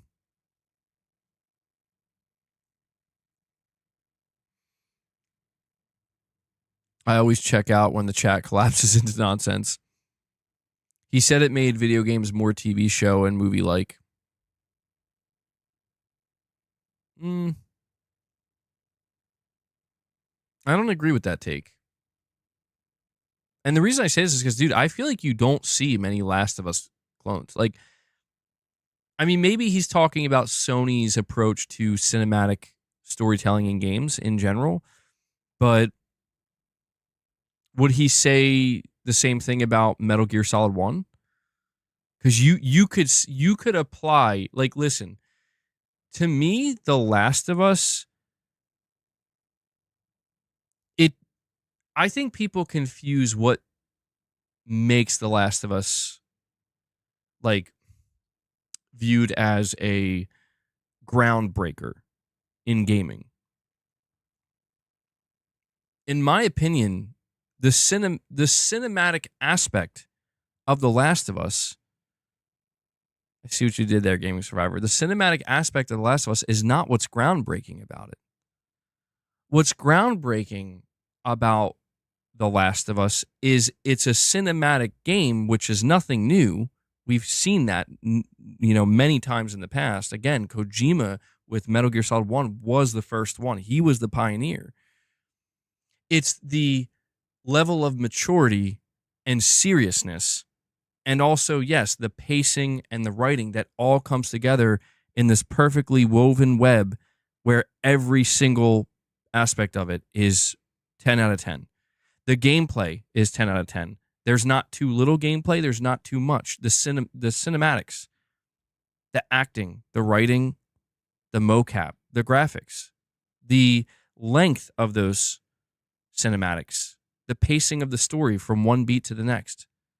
Everything about it is executed to, if not perfection, near perfection. And that is what makes The Last of Us such a great game. And so I would disagree to be fair, I'm just going based off of what somebody's saying in the chat, but I would disagree with the general statement that The Last of Us made games, it turned the industry into being too Hollywood. Now, you could make the argument with the way Neil Druckmann is going out there with HBO and whatnot and literally Hollywooding it, sure. But if we're just talking about The Last of Us 1, I feel like it didn't turn games into becoming cinema, right? That's not like, there are literal games, like, for example, The Walking Dead 1, that's just it's a movie that you interact with. You press buttons and determine outcomes. It's still one of the best games. Like, it would be considered one of the best video games. Heavy Rain, yeah. I just think that the reality is Metal Gear Solid 1 is the first more traditional third-person action-based video game that introduced, like, this is somebody who loves movies and loves cinema. And it's a person who decided, I want to blend that with a video game. And then I think The Last of Us comes along, and it's like, okay, what if we do that, but try to basically make, like, a super grounded, mature game that's going to be, like, it's not to say that Metal Gear Solid 1 wasn't taken seriously, but let's be honest with ourselves, Metal Gear Solid's kind of silly. You know what I mean? In the best of ways. There are many serious things and very serious themes in Metal Gear, but The Last of Us was like, every moment of this is going to be grounded, harsh, and real. No, like, nothing, you know what I mean? And it's going to be executed flawlessly. And they did it. I don't know how they did it, but they did it. And at least that's my take on that. Are there other studios and publishers who are like, we can do that too, and then they do it way worse? Maybe, yeah. I mean, there's an argument to be made there potentially, but yeah, and that, yeah, exactly. The Last of Us did not stop Elden Ring from being successful. Elden Ring should not be as successful as it is, but it is.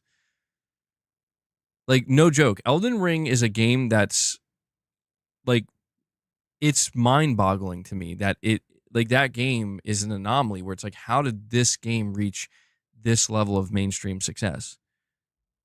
That game is not easy, bro. That game is like a giant filter. And yet it's one of the most completed games out there, I think. It's crazy.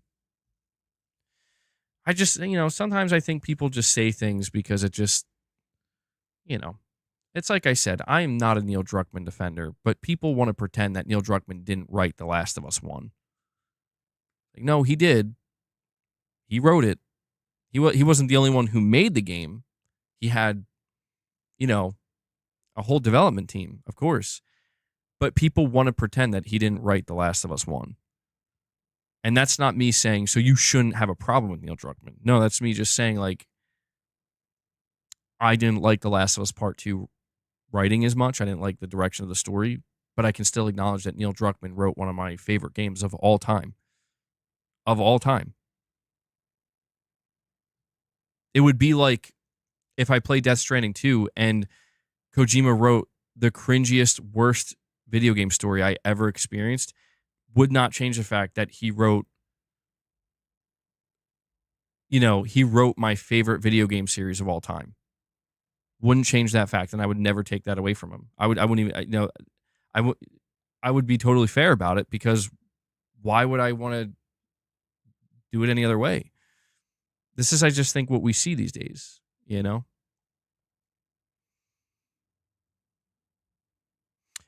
The one thing that people bring up when it comes to Neil Druckmann writing The Last of Us, he was, I believe, the only writer on it.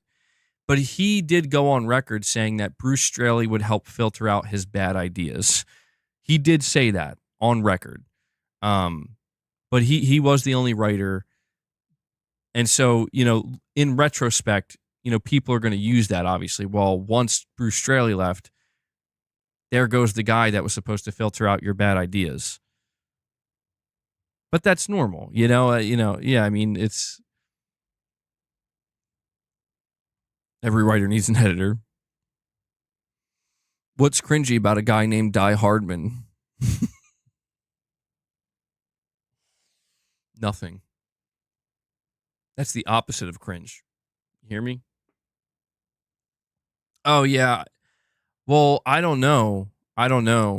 Yeah, I don't know what this Asmongold... I haven't seen this Asmongold clip that people are talking about. I don't know. I'm assuming he was talking about The Last of Us 1, but he could have been talking about 2. I feel like it's more likely he was talking about 2, actually, now that I think about it. No, it's not going to turn into a Last of Us stream. Certainly not.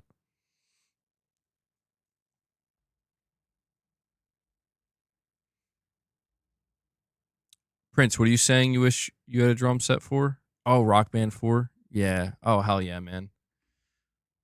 I missed that game. I miss playing the drums on that game, too. Her name's Fragile, but she's not fragile. Gasp. Art. This is art.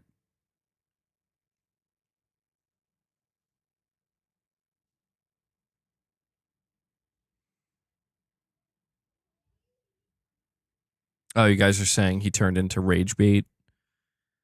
I mean, honestly, man, like, I've seen so many things. Most things have turned into rage bait in the space, and it is unfortunate to see it crumble and be reduced to that.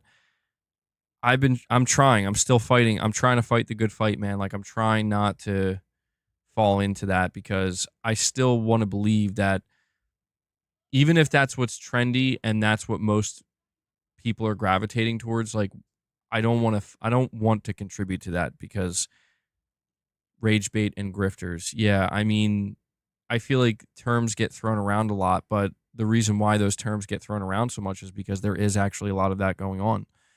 Truly. I mean genuinely, like, not just saying we just call you this because we call you this. Like, no, it's actually being practiced, and it's being implemented on a daily, weekly, monthly basis. And it seems to be growing to a degree. And that's another problem. That's the opposite end. You're saying being opinionated is now considered rage bait. And that's the problem, right? Is that I think that we're just in this interesting period of time. I call it interesting, but I think it's actually kind of painful.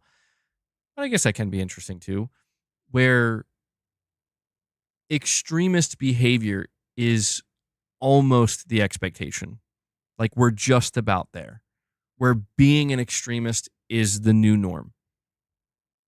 Whether it doesn't matter what it's in regards to, whether it's this, whether it's that, left, right, up, down, center, doesn't matter. But the expectation is it's got to be something. And there's also, and this is something else that I don't know if you guys have recognized, but I've been noticing it as well, is there's subtle extremism now where, and this is even more concerning because it means that the extremist behavior has become so accepted that it can just now present itself subtly and is just received as normalcy. And that is highly concerning. You could argue that there's always been layers of that or degrees of that. And we used to have a word for those types of people. Liars is what we used to call them, or phonies or fake people, people who are clearly wearing a mask. But these days, it's that there is no mask, there is no faking. It's just presented. It's presented subtly, and it's like it's presented in almost like a gaslighting way, where it's like you like this guy disagrees, and like you look around the room and everybody's like, "What's wrong with this guy? What's wrong with this person?" And it's like, "What are you talking about? Like, you guys sound crazy." Like, a lot of you here sound completely insane. But it's just that's the you ever hear the saying, there's strength in numbers, and that's the truth. That's the reality. There's strength in numbers. The more people you have on your side, does not matter what your side preaches. It does not matter what your side believes. It does not matter. None of that matters. All that matters is how many people are there with you, engaged in it, but more importantly these days, agreeing with it. So, Kojima added more Fragile lore. Yeah, I never did get a chance to play the Death Stranding Director's Cut. Crying over the pro's price is a perfect example of rage bait. I mean, it and I fall for the bait, dude. That's the problem. Like, I fall for the rage bait way too frequently. Like, I fall for it to a point where it's like, dude, you would be better off just not being on the internet most of the times.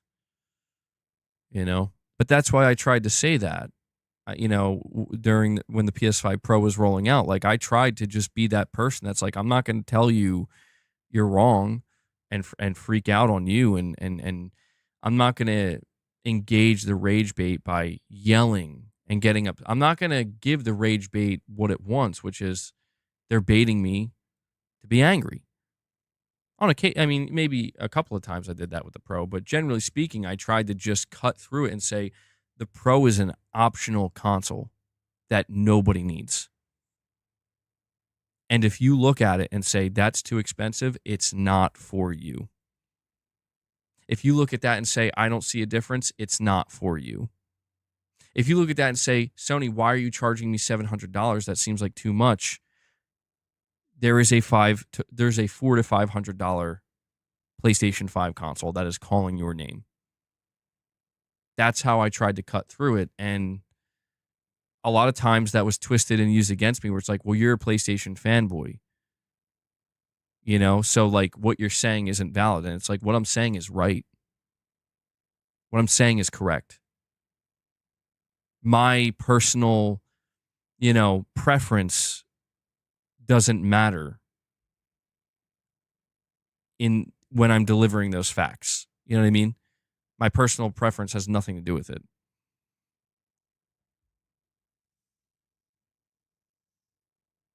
It's an option, not a requirement. There you go. Yeah, exactly. That's what I mean, right?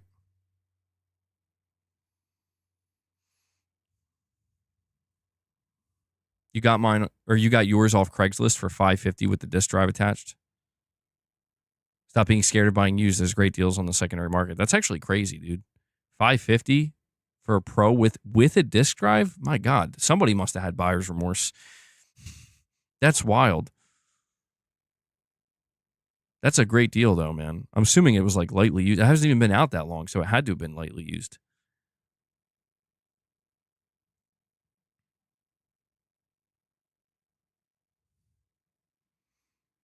It's a tale as old as time. It's like those soapbox sellers in Red Dead Redemption, except Twitch is the modern soapbox, and you can sell snake oil to the masses.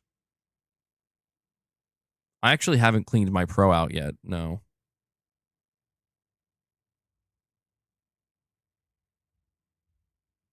I would hope it's not too dusty. All right, guys, we're going to do a last call for any fan funding. We're going to be streaming for about 5 more minutes. We're going to go to the 3.5 hour mark. So if you want to drop any more member gifts, if you want to contribute to that goal at all, now is the time to do it before we wrap it up. Or if you want to become a member, or if you want to drop any more super chats or direct donations, now would be the time to do so, because we're going to be heading out here in just a few minutes.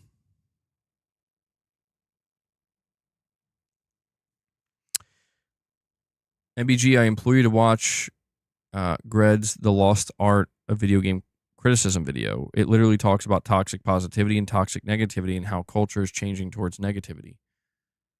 You see The Lost Art of Video Game Criticism. Maybe I'll watch this later on. Look it up.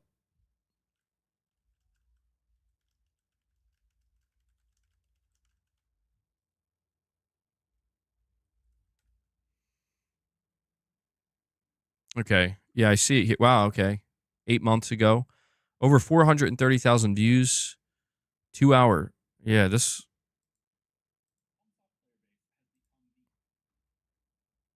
I'll have to look. Yeah. I don't know. Maybe this would be something... This would be impossible to react to, though, because it's 2 hours. I guess it wouldn't be impossible, but it would have to be broken down into multiple parts. I'm super interested in this, though. The timestamps are... Intro, You Are Not Immune, The Role of the Critic, One Must Imagine the Tarnished Happy, The Death of Miyazaki. Whoa, wait, what's going on? Why Don't You Want Games to Be Good? The Explosion. And then at the end, I Am Not Immune. Okay.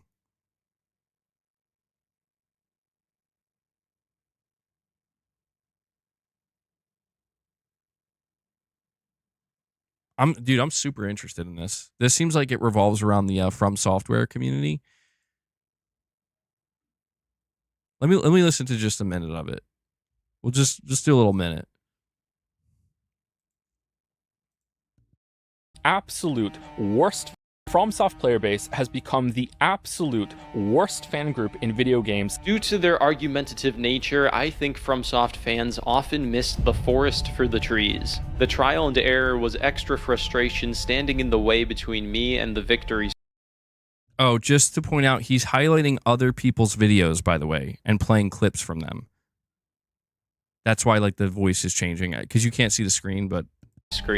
In practically every interview he's ever taken since the release of Demon's Souls, Miyazaki is asked to comment on the difficulty of the Souls games, and the answer that he gives, over and over again, is that difficulty was never the point.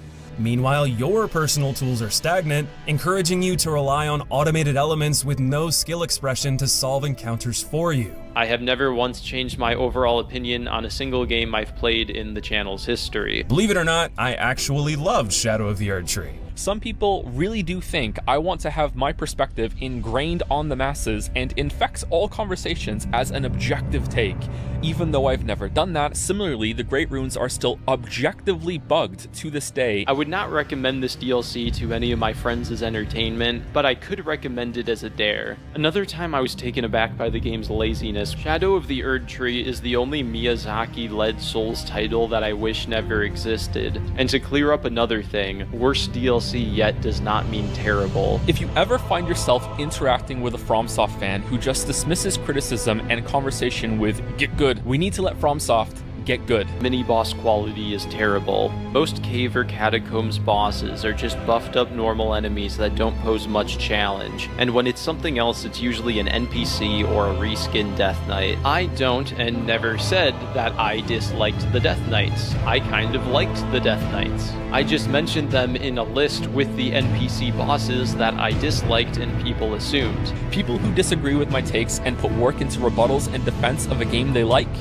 awesome shit. Keep on it. I don't understand. Like, people who are defending this right now are telling me the most basic bullshit that I even thought through on stream as I'm trying this. Oh, okay. It's the first thing I tried. I don't know. How about we let the game try to explain it? No, fuck the game. Because the game is gonna explain it after the fact. It doesn't make sense. The game's fucking trash.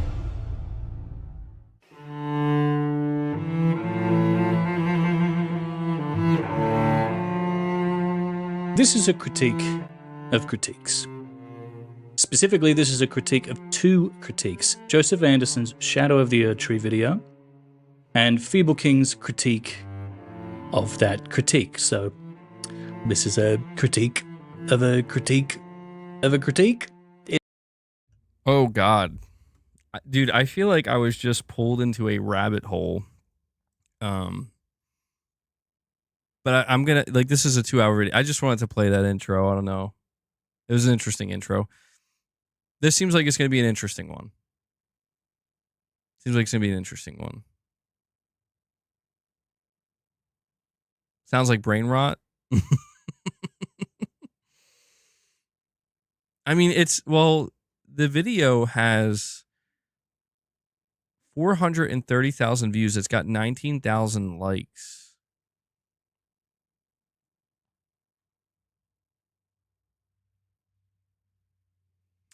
The top comment is, time to change my entire worldview about a subject based on the opinion of a video essayist until the next guy comes along and does it all over again.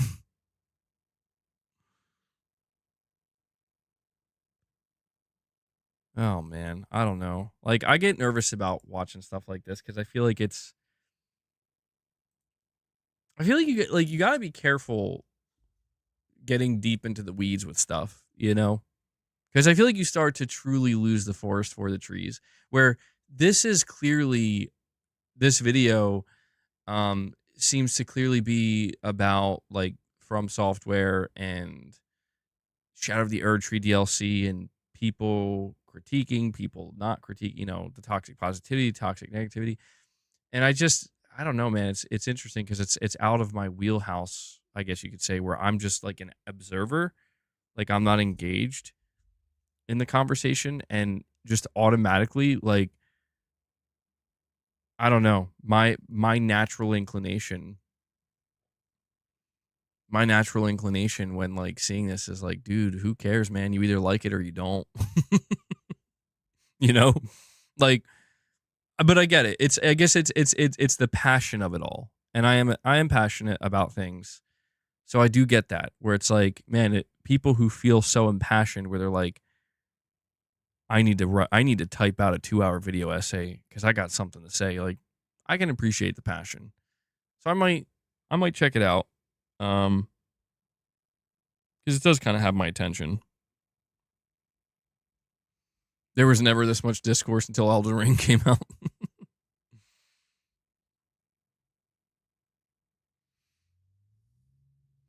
You're saying, yep, and political parties are slowly starting to talk to people like me, but ones who want to subvert people. Bad times ahead. Well, maybe it's not so much bad times ahead as much as it's, if I'm trying to be more optimistic, is now is the time to prepare your mind, right? Now is the time to strengthen and refine and, you know, armor up, suit up. Time to suit up. Same times ahead. Why? I've never heard that before. Same times ahead. Maybe. It's getting crazy out there, man. Protecting the mind has never been more important. Absolutely. I need to keep that in mind.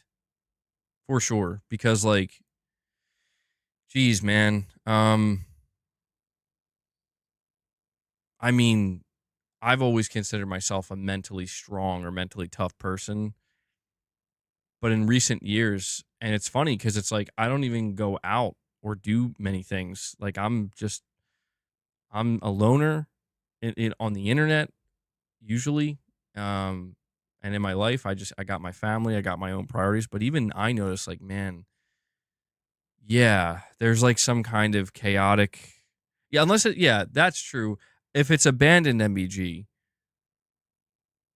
well, that's a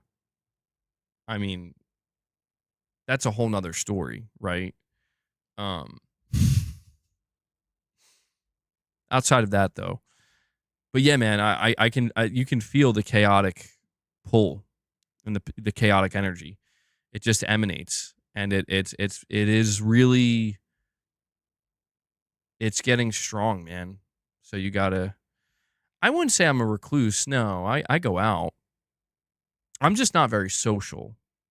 Like, I do things, but I don't really talk to many people, or, you know, I'm not out there socializing per se. We don't talk about that, Ray. No, you didn't annoy me, Tarnished. No, that's interesting. I appreciate that. That's very kind. No, I'm interested in checking it out. Am I a bit of a hermit? I'm a bit of a hermit / homebody. I don't know.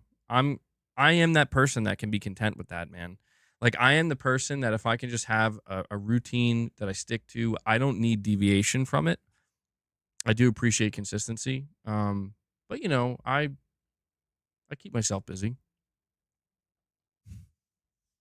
But yeah, man, it's getting chaotic. I'll be honest, like, especially what I see today. What I see today more than ever makes me be like, yeah, I'm good. I'm just going to stay where I am. And I'm just not interested, man. You know, I'm not interested. I feel like these days now more than ever, and I know that this isn't the healthiest mindset, but I think there's truth to it. These days more than ever, I feel like you're more likely to run into a problem that didn't have to exist today than ever before, just by simply choosing to go out your front door. Again, that doesn't mean I don't go out. I do go places. I just went out the other night. It's just that, like, I am hyper aware that people are getting restless. People are getting tired. People are getting more unhinged, and you just never know. Like, when you're choosing to go out there, you never know.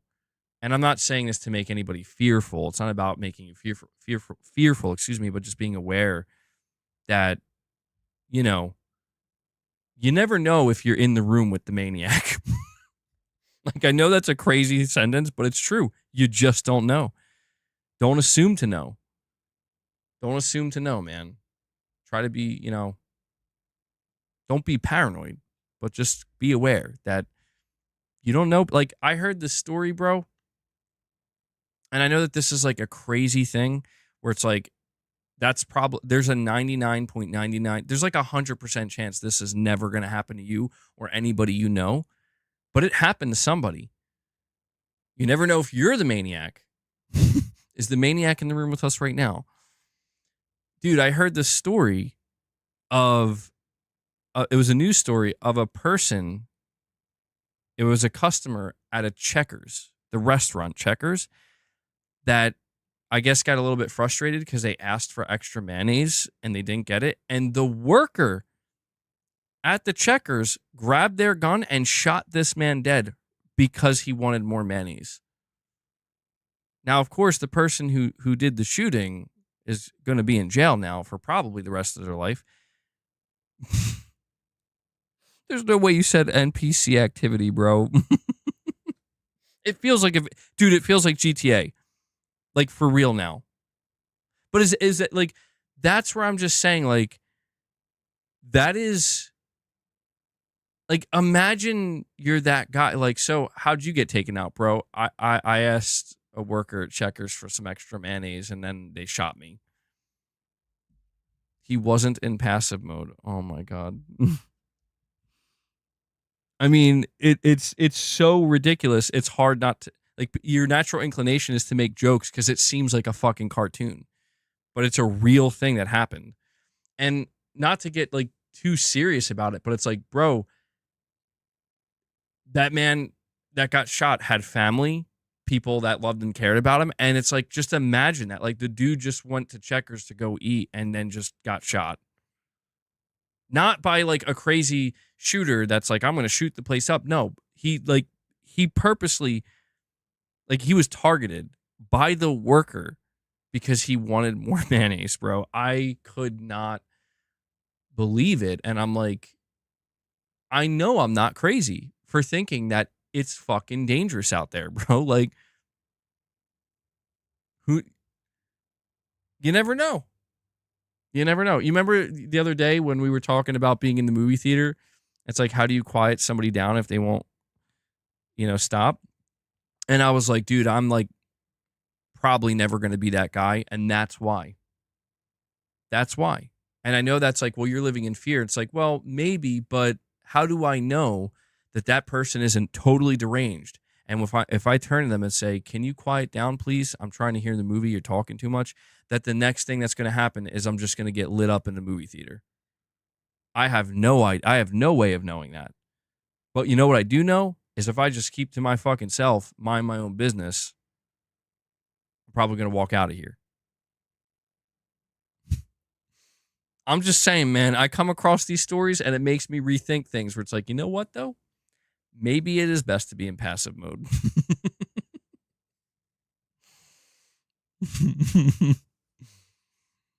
Guy Gravity's now imagining me getting angry watching a movie in the theater with my big ass popcorn. You're like, hey, can you quiet down over there? And then just getting lit up, bro. You're saying that's not new. It has nothing to do with the times. You're probably right about that.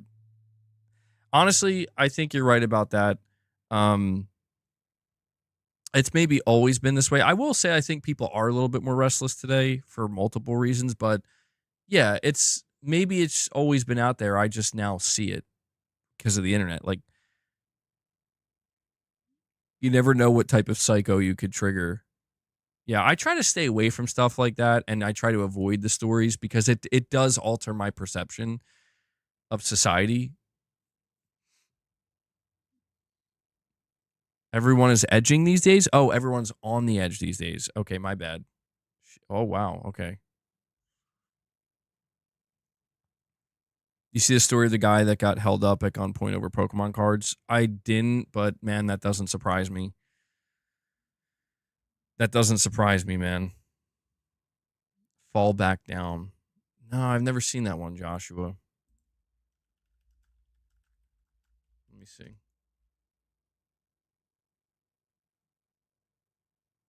2019.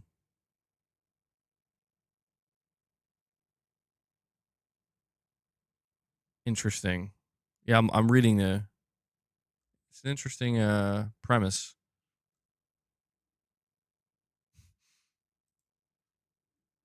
Well, guys, the moral of the story is be careful how you talk to people when you're out there. Maybe be polite, smile, be nice. Because you never know. You never know what you might say to somebody that's just like, you know what, I got to shoot you now. Doesn't matter why. Could be over nothing. I just didn't like the way you talked to me. Now I got to shoot you. You never know. You never know, man. We got to keep that in mind. So, how do we go from PS6 to this? Well, you know how we got here? Because when you're going out there trying to pick up your PlayStation 6, be careful. I mean, dude, you're right. This ain't nothing new. Same times ahead. People were getting shot over the PS3. PS6 is right around the corner. You could be next.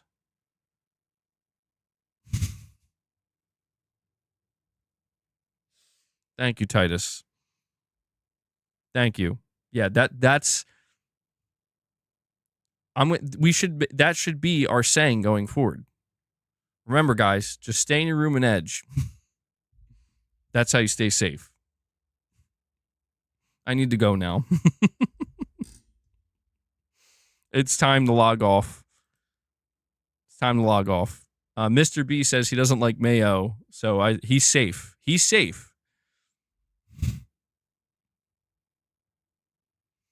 Have you seen that someone unalived the other day over AMD and NVIDIA GPU wars? No, I didn't. That is fucking tragic.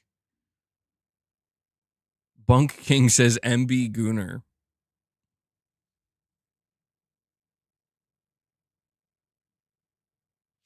MBG's gonna... Okay. Last one. MBG could stand for might be gooning. Planet Schlorpian, that one's just too on the nose. And the dude's called a bunk king. That's it. It's over. We saved the ridiculous stuff for last here. Gaming Survivor straight up had to get rid of it. He's like, sorry, Planet Schlorpian. It's just it's too much. All right, guys, that does it for today's stream. I went a little bit longer than I expected. That was his military call sign. Okay. Thank you for clarifying that, Bunk King. But yeah, I'll probably check out that video, Tarnished. It does seem kind of interesting. See what I can take away from it. I don't know if I'll be able to watch the whole thing though. It's like a movie. But guys, thank you so much for tuning in. The chat is distracting me. Thank you so much for tuning in to today's stream. Michael Werneth, I see his 50 membership gifts are still at the top there. Shout out to Michael for dropping 50 memberships today. And want to give a big thank you to everybody who dropped any support, whether you did membership gifts, if you were new to your membership, if you dropped any super chats, any direct donations, all that stuff funds the channel and allows me to do what I do here. So thank you guys so much for that. And I also want to make sure to give a big shout out to Devil Shooter, who does the timestamps for the streams. He does a great job, and I know that there's a lot of people in the community that appreciate what he does. So if you guys do see him with those timestamps in the comment section, give him some thanks. Show him a little bit of love. I know he appreciates it. And that's it. So, guys, thank you for, again, hanging out with me. I thought we had some good conversations. I did put out a video if you want to go check that out. And, yeah. So, we'll probably be back here tomorrow with more content. And so I hope to see you then. The only other thing I'm going to ask you to do before you head out is please hit that like button. We're on the verge of hitting 150 likes. So enjoy the rest of your day, and I will catch you in the next one. Till then, take care, everyone.